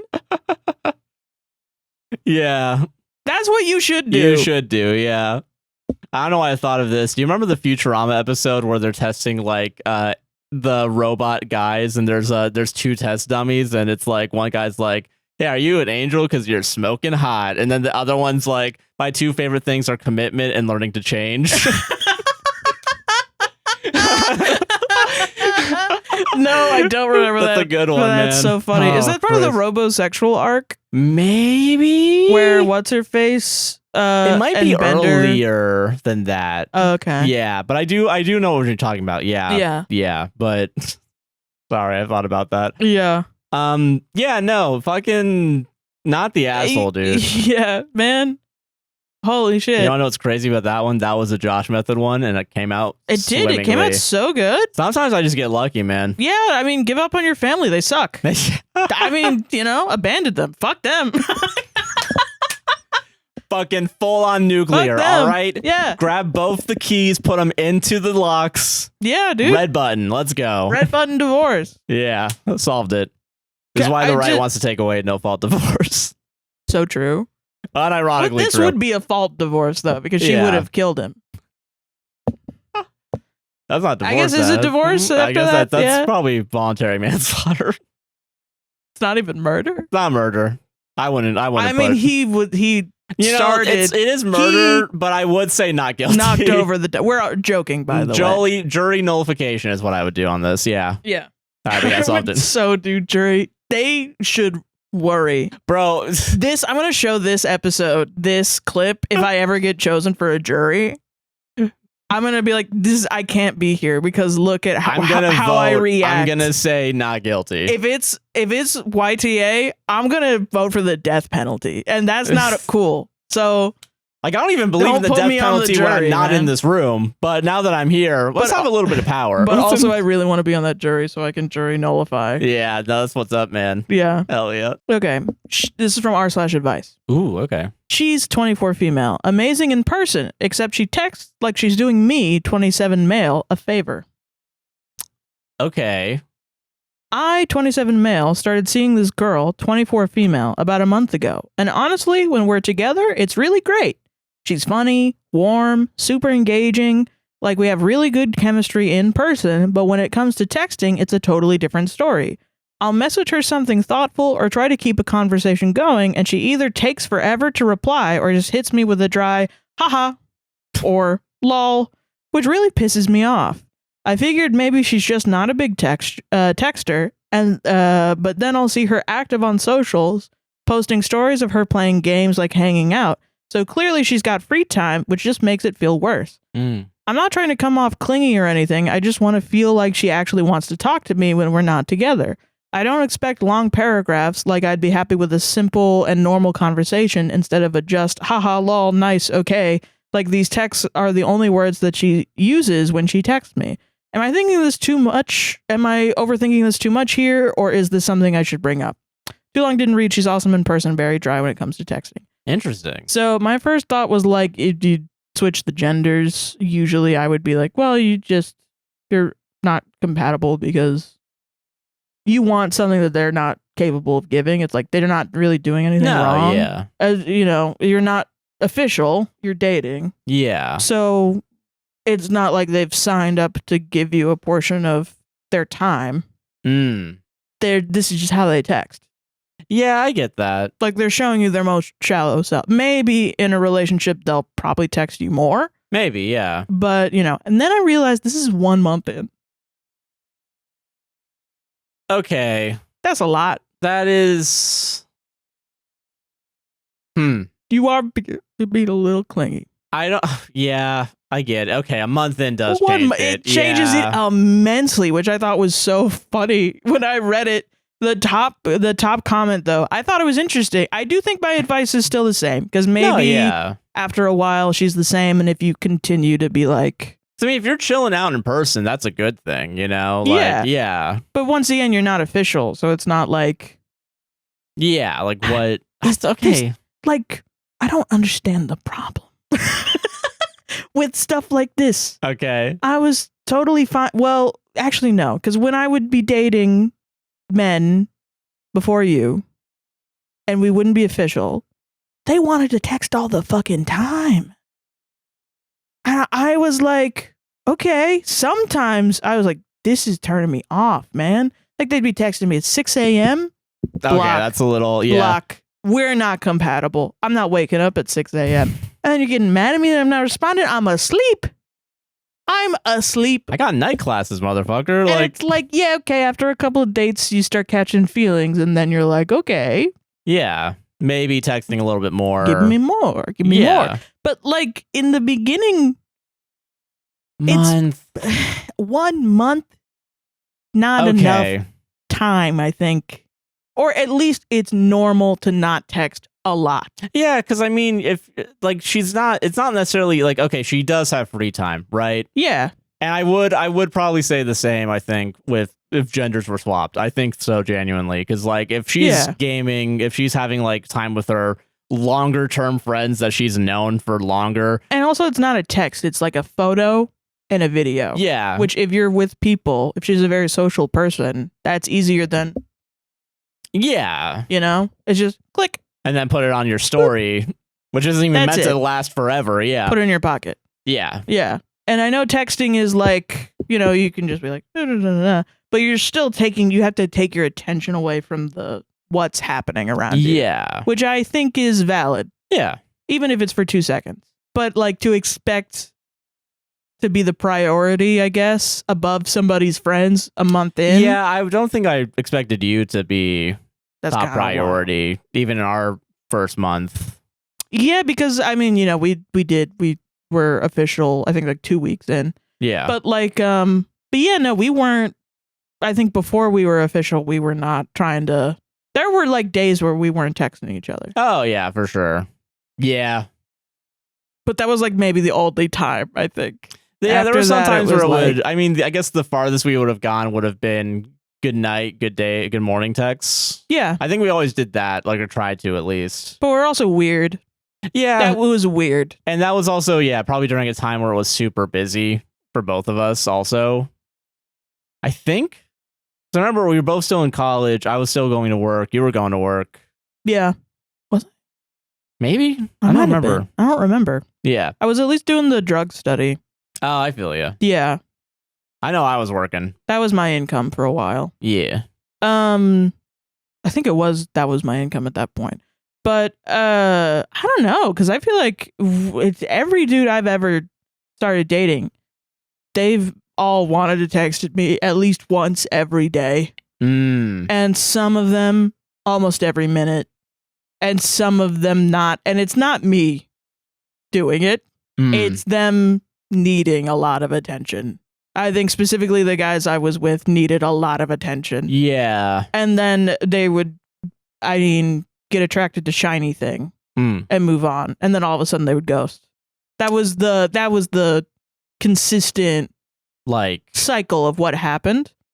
And that I think since then, you know, we've overused therapy language like love bombing and stuff, and people say that that's what that is. It's not. I think that's just being very, very clingy.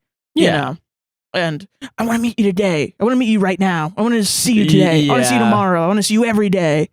You know? And it's like, damn, bro, chill. Yeah, because even when we were talking about it yesterday, we were talking about our friend who had their fiance/wife would text while they were working. That's a year into their relationship. That is still a year in. That was silly. But also, I'd be like, I wouldn't. I mean, I think he was just like, because he had a relationship before then where he was begging his partner to text him. And so he was like, this is better. Okay, I get that. Than the opposite. Fair. Like somebody wanting to text me. And I was like, you do you, man. I don't know if I could deal with that. And he was very much like, yeah, you are an asshole. Wow, damn. Like, yeah. Shit, dude. All right. I'll go fuck myself. Yeah. No, I was a dick. I was really mean to these boys, man. So funny.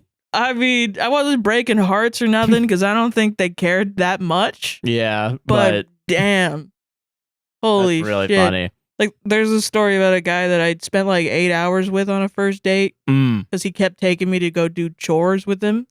And then he made me watch Kill Bill. Classic, hell yeah. And nothing happened. Nothing romantic. We didn't kiss. We didn't hold hands. We went out to Chinese food. And then we went to Walmart, Target, and then like a bunch of other shit. And then he took me back to his house where he lived with 3 other men that were all straight up Adonises. And he was a short, little, squat little guy. And he played heavy metal guitar at me and made me explain it to him in music theory terms because he didn't know music theory, but he was interested in it. And then at the end of it, he was like, yeah, I'm not looking for a relationship. Like, he just wanted to be fuck buddies. And I was like, okay. Then why did we just do 8 hours of bullshit? And I was like, honestly, I had a good time. Yeah. Like as a date, pretty good. Okay. You know? Because it was fun. I was like, I could see you being friends. Like, us being friends. And then it was like, I guess, implied that we were going to have sex the next date. But he also wanted me to bring my viola so that I could give him a music lesson on music theory. After fucking him? Like, or before? I don't know. And I just ghosted him because I was like, nah, that sounds like work. That is work. Yeah, you want a free yeah, violist. I was like, no, I don't want, like, you. You're not looking for a relationship. You're looking for a teacher. Which is why I was like, no, I didn't do that. And then I told my friend that, and he was like, that sounds like you. That sounds like you would ghost him. Yeah, that sounds like you. No, I don't blame you for ghosting, though. That's crazy. But that's a lot. why we work, is because we're both on the same wavelength. Yeah. Yeah. There are some people that like the texting all the time. No, yeah. Yeah. So texting is such a social thing, though. I'm not. I mean, you say that. You're acting like we weren't texting each other literally every minute in the beginning of our relationship. In the beginning, we did, yeah. Like, it was all the fucking time. I forgot. Do you remember that time I sent you so many emojis that it fucked up your phone? Yes, I do vaguely remember that. We used to send each other, so cringe. We used to send each other little heart emojis when we didn't have anything to say, just to text each other. Yeah. And then you just sent a bunch of them in succession, and like I just fucking. Because we were like fighting. It was like I would do 3 and then you would do 4. Yeah, and then you just wouldn't stop. I know. Yeah. You just wouldn't fucking stop, dude. What the fuck? And then you like emailed me or something because you couldn't open Snapchat or whatever. And you were like, I couldn't even open it. Fuck you. It's so funny, man. Yeah. Yeah, I know. Give it time. If the relationship goes through, fucking. Yeah, if you're still upset, then that's how you know that you're not compatible, dude. Yeah. But all the comments on that post were like, yeah, dude, you're being clingy. Shut the fuck up. And it's like, why is nobody telling men to just listen to their emotions? You can, just, God, there's a better, God damn it. We're all fucking Andrew Tate, fucking dumbass shits, man. Yeah, it's like the goal is love, dude. It's not. Yeah. Or just like good relationships, at least. But maybe it's not, love forever. Yeah. Yeah. All right. Okay. Am I the asshole for using GPS instead of my in-laws' directions in rural Iowa? Maybe to them, but I wouldn't say so. First, I love my in-laws. Love them. I've been married for nearly 2 decades to an Iowan. Iowan? Yeah. You guys have names? We regularly visit the state for holidays and simply family visits, but they're not exactly tech savvy. I do the bulk of the driving, and close into their home, they certainly know the area better than I ever will, and better than the GPS, and I never challenge their directions in their area. The issue. But once we go beyond their hometown, and in rural Iowa, it's quite normal to drive 30 to 50 miles to grab coffee, shop, dine, etc. They have their known routes on getting places that definitely aren't the fastest or best. Lots of gravel road driving, for example. On the GPS, I can clearly see what they want me to do versus what the device is suggesting, and how much faster it would be to take the suggested route. When I've tried to point out that the GPS is offering a faster option, they instantly dismiss it out of hand. I have also pointed out the GPS can tell them of road closures or slowdowns, and that's also dismissed as not needed. And when we have encountered a closed road, I've never said anything, and their only acknowledgement is to laugh and say that maybe GPS knew and continue on. Okay. All right. Recently, I was driving, had the GPS on, and could see that the difference between their preferred route and the suggested route was 12 minutes. I took the faster route, politely feigning that I didn't hear them in time. I could tell this irked them, but I was just done with sticking to what they knew only. What irks me is that they do use the GPS when they visit us, another state in a much larger metro area, so they see the value of it, just not in their hometown state. Okay. That's it. That's it. Okay. Maybe they're like, I like this route. I can. You know, like maybe this is two neurodivergences clashing, where Maybe. one guy is like, I have the efficiency, I want to be efficient, and the other one is, I want routine. Yeah. You know? I can understand that, or wanting to do a scenic route. Yeah. That being said, though, gravel roads. I do think that is a factor. If you have an option between not only faster, but like a paved actual road versus like dirt or gravel. Yeah. I would take paved over Well, yeah, that of course. anytime. Yeah. I think, that's fine. With Especially your when, preference. if you're, and I think I want to err more side on like use the fucking GPS, because like if you're driving 30 to 50 miles already, Yeah. an extra 12 minutes would be a lot still. How old are they? The person in the post is no age given. What about their in-laws? The in-laws is also no age given. Oh, okay. Well, if the in-laws are older, because I had a dad that was quite old, Yeah. it was hell to be driving with him. There was one point where we got lost. It was like he had to take care of me because my mom had to go take care of my grandma because she was in the process of passing away. And so my mom went to the airport and my dad flew over to like take care of me because I was a teenager. And on the drive home from the airport, because my dad was so old and he refused to use iPhone, like phones, Yeah. GPS. This is like when the iPhone 7 was out. Oh, so it's a pretty deep in, yeah. And I was like, oh, we can just use GPS to get back home because I didn't know the area. And that offended him so much because I hadn't been learning to drive a car because I was terrified of cars. Fair. It was fair in Orlando, but that also pissed him off because he learned how to drive when he was 14 before the law was changed. Yeah, to be 16. To the point where he redid like driver's ed because I think in Texas they make you redo driver's Really? ed when you're older Hmm. if you want to keep your license. And they asked him when he first got his license, and he said the year, and they were like, that would have made you 14 though. That's not right.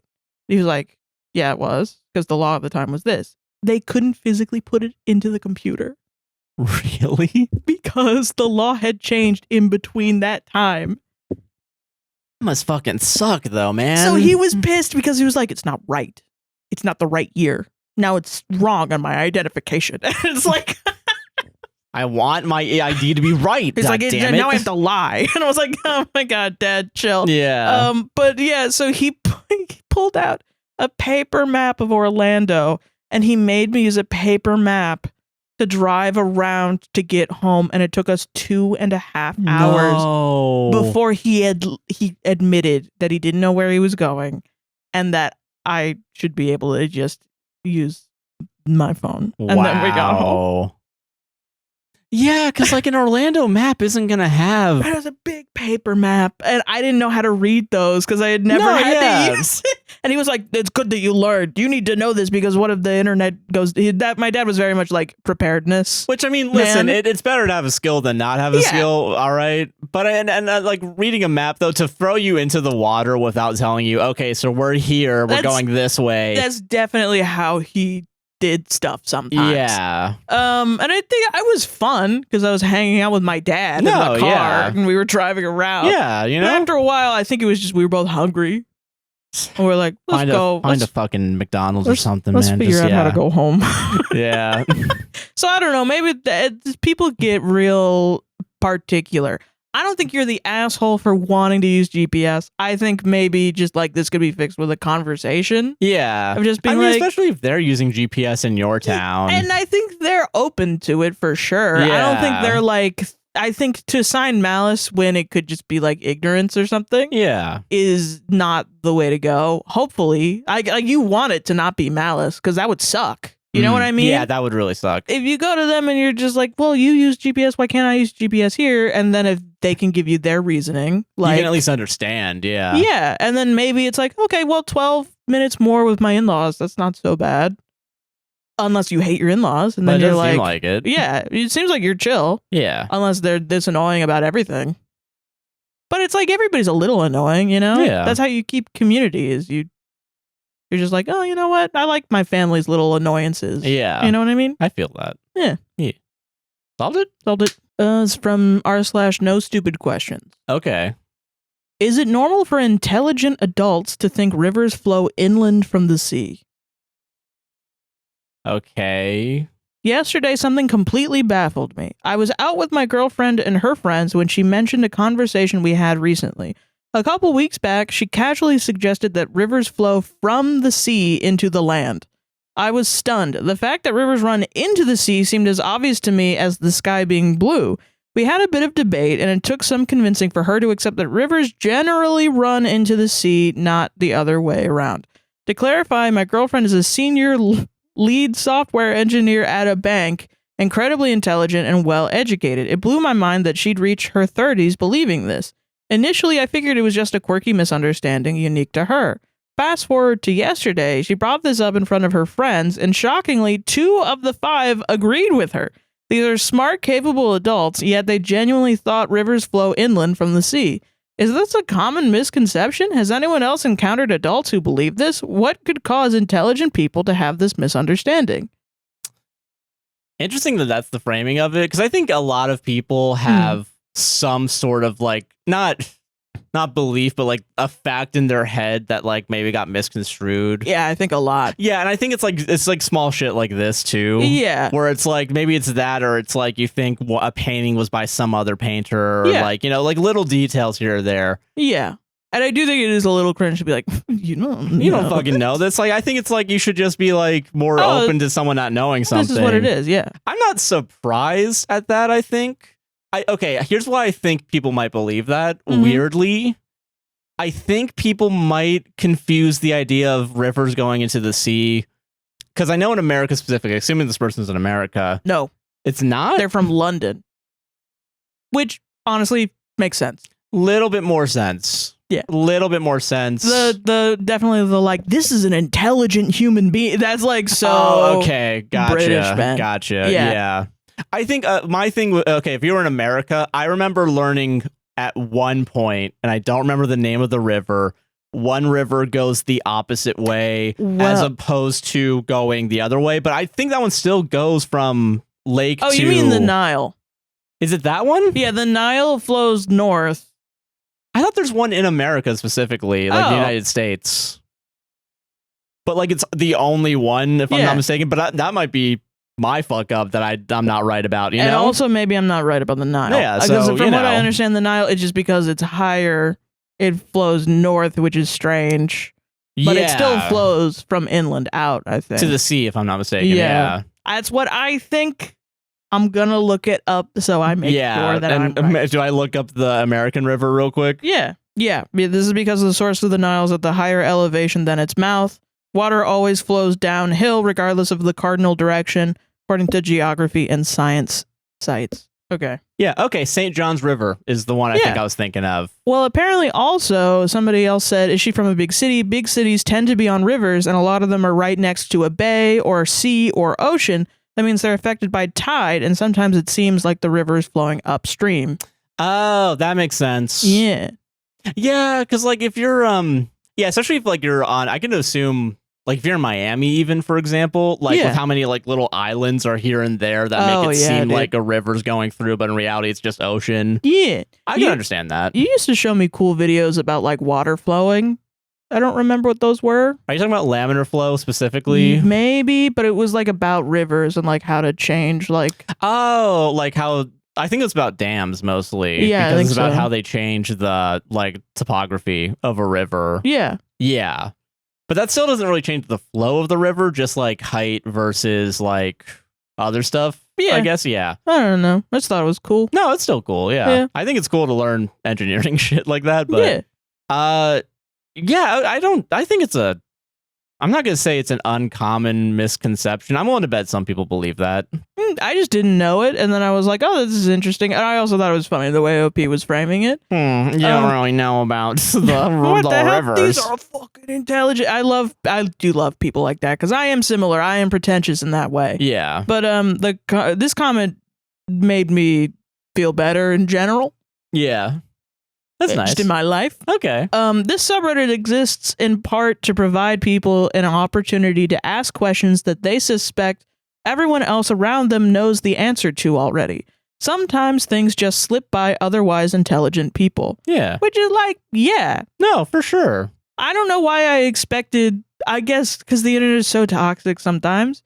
I don't know why I expected the subreddit to just eviscerate, like, dumbass. Fucking hey, dummy. fucking dumbass. What the hell? But no, if you're like actually going to be kind and like help people like understand something new, that's better than being like, you fucking idiot. How do you not know this? Yeah. That doesn't encourage them to go out and learn shit, you yeah, know? exactly. And I don't know. I think it's hard sometimes, like especially in our case where it's like being comedic, you know? Yeah. Like sometimes it's easy to go to that like well of like, how the fuck don't you know this? What the fuck? But I don't know. I do think that is it's not good in the long term. Tone gets lost over text as well. Yeah, so like sometimes people are being funny, but it comes off as very, very rude. Yeah. And you know, it's just a misunderstanding. Or like people, maybe we don't say it the right way and people think that we mean something different than what we actually mean. Plenty of misunderstandings like that. Yeah. Oh yeah, dude. And what helps me though with that is I'm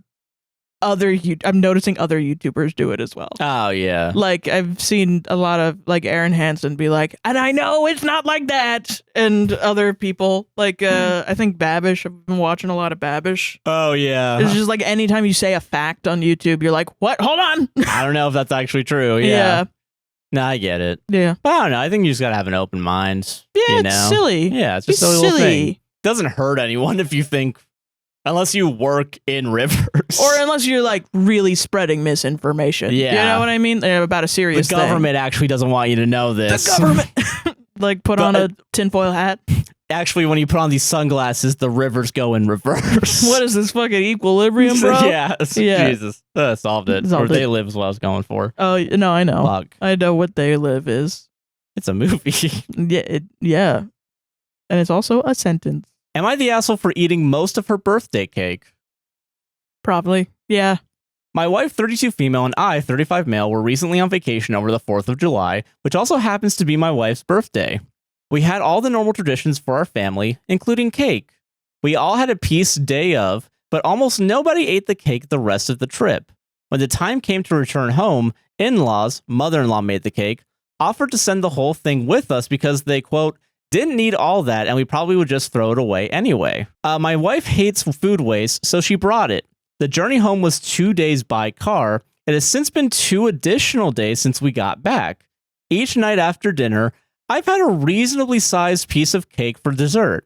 I used to be a bigger guy, and while I have much better habits now, I still have a soft spot for baked goods. The cake was, quote, budgeted for, though, and I had been looking forward to eating a little. Well, today my wife saw that there was only 1 slice left and was irate. She said I was completely selfish and eaten almost all of her cake. I told her the cake had been available to all for nearly a week, counting days it sat on the counter before we took it home with us, and that nobody had bothered to touch it but me.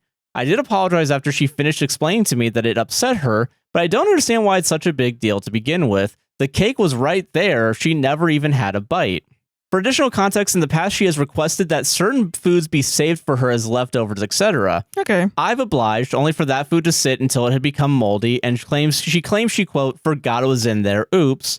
For someone who hates food waste, allegedly, I found this behavior doubly puzzling. Was I facts and logic in your way? I was like light YTA, just buy another cake. For someone that really doesn't like... But chill, man. Yeah. Why are you character assassinating your own wife, bro? Yeah. What the fuck? For someone who hates food waste allegedly, I found this behavior doubly puzzling. She fucking forgot. Chill. Was I She's wrong your here? fucking wife, dude. Yeah. Give her some grace, man. Damn. There's like 4 edits. Oh my god. No, there's 3. Okay, edit to answer some recurring questions. It isn't, nor has ever been a, quote, my cake or, quote, your cake situation in our family. It's just the cake to be shared. There has never been an expectation beyond making sure the birthday person gets the first slice. After that, it's just a regular old cake. What? No. That's not how It The was her Sims birthday. works. It was the birthday, yeah. It's still birthday cake. It's not just Yeah. like, oh, this is some cake that I made to boost my baking skill. Getting a knife and just scraping Dude, if off this is your from wife's Am I the name. Asshole Sims, I'm gonna riot. That would be so much fun. That would be awesome. That would be amazing. Am I the asshole in Zoe? And I'm joking. Not it, Zoe. Nah, I'm joking. Yeah. Yeah. One day I'll get you back. Yeah. The courtesy some are relaying is to simply ask if she wanted a slice while I'm serving myself. Yes. In our home, this has never been really a consistent thing. It does happen, but it's not an expectation and doesn't happen every time. Desserts are just understood to be periodically available, and if you want some, it's there. Different rules for small children notwithstanding. Finally, we ate on the drive. I don't know why people exclude those 2 days from when the cake was available. Obviously, we didn't drive 48 hours straight without sustenance, and the first night we obviously had to park and rest somewhere. Yeah. And besides that, we were home for dinner on the second day as well. Update.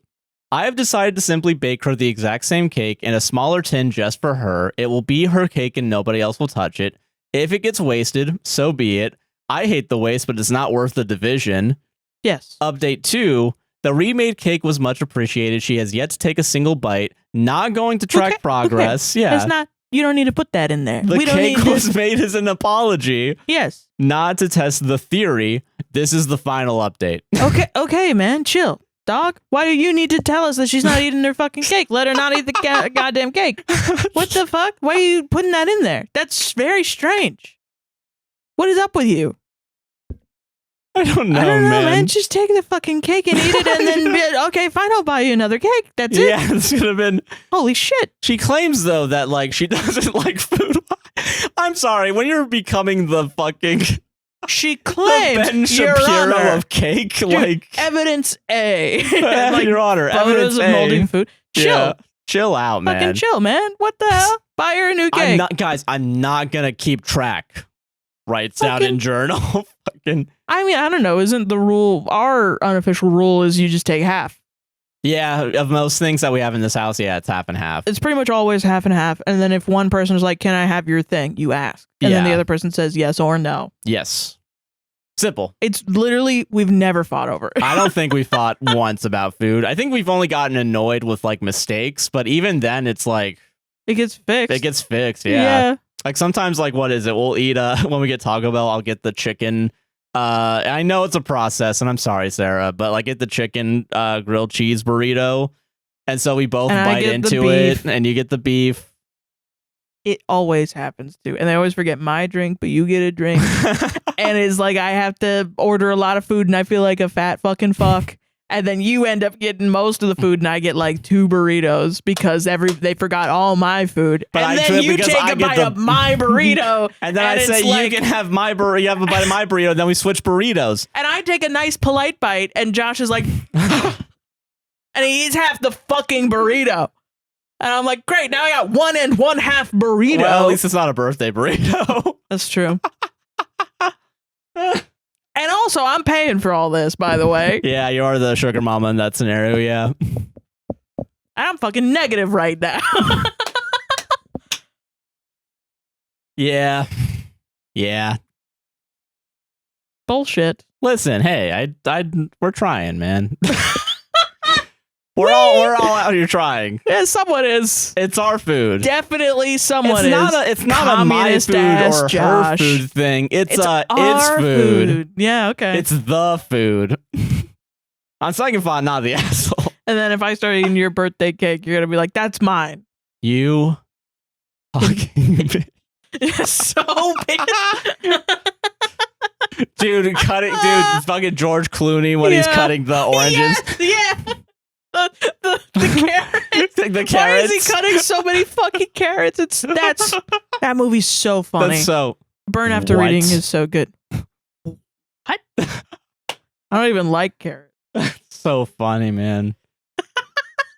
No, asshole. A That's little so bit, good. kind of an asshole for Yeah. the way you're acting. I don't know. It wasn't even. It was like have, a light asshole. Just buy her You another did cake. redeem yourself by doing the cake, but the way that you are character assassinating your wife a little It's bit. very strange, and I don't know what's up with that. I don't know, man. Yeah. Don't post an "Am I the asshole?" if you can't take it. Yeah, if you can't handle the fucking Shit. heat, stay out of the bacon kitchen. You know what I mean? Stay out of the bacon kitchen. Yeah. Solved it? Wow, that was a good That was one. a good That one. was a good fucking high five. Hell Yeah, yeah. Good one to anyway. end the show on. Yeah. Goodbye. Goodbye. See Well, you. Sarah, what do you want to plug? Follow me on Art Fight. I'm getting attacked like fuck, and I need to do revenges, and it's halfway through the month. But I am on Art Fight. That's O'Heron. THATSOHERON. My Tumblr's also good. Same username. THATSOHERON. Hell yeah. Thank you for making me have to bump that gain up. Hell yeah. And no fucking problem. Chill the fuck out, man. God damn. It's not my gain or your gain. It's the gain. How about you chill, burrito eater? God damn. Anyway. I don't know what got into your fucking crawl in the last half of the fucking podcast. I'm losing Shit. my fucking mind. Instagram, same username. Not gonna spell it out a third time. THATSOHERON. That's fair. Bye bye. I'm Joshua Chinland on most things, a guy nicknamed JC on Twitch. All the links are down below. Also, our mutual aid links are in our link tree. Yes. Everything's down below. You all know the deal. Yeah, just go look at Just it. look at it. Look at the description. And Look click. at what I wrote out for you, please. He works a lot. I work a lot to write out the description. The description takes 10 hours and the editing takes So 1 true. minute. So Yeah. because I have the pod edit AI thing that doesn't fucking work. And I don't know what scam they're fucking playing these days. There's all these motherfucking YouTubers advertising it. Yeah. So strange. It's so strange. It's shitty. Don't use it. Yeah. Yeah. But have a great rest of your time. Yeah. Take it easy. Bye bye. Bye. What did get in your craw I don't last know, half? man. You're I'm so tired pissed. as shit right now. I don't know why. I thought you got fucking mad at me after No, I started I'm not talking mad at about you. No. the other boys I've dated before No, you. I wasn't mad. It was like right after that you started being like, I was like, what the fuck? That's never happened. Nah, I don't think I'm mad about anything right now, if I'm being honest. Oh, okay. I You're will just say tired? I'm a little upset at myself for picking that story first, the dog story, without having a plan of how to talk about it. It was like 2 minutes. Just That's don't worry fair. about So it. yeah, I'm not too upset about it. Yeah. Yeah. Excuse me. Nice. I think that we both had a story that we were like, fucking pull out. Yeah, take that Pull shit out get of it there. out of here, man. That's what's up. That's how we know we're doing good podcasting. Yeah, is that's so when true. we fly too close to the sun. Yeah. Yeah. Outro's over. Okay, bye. Bye.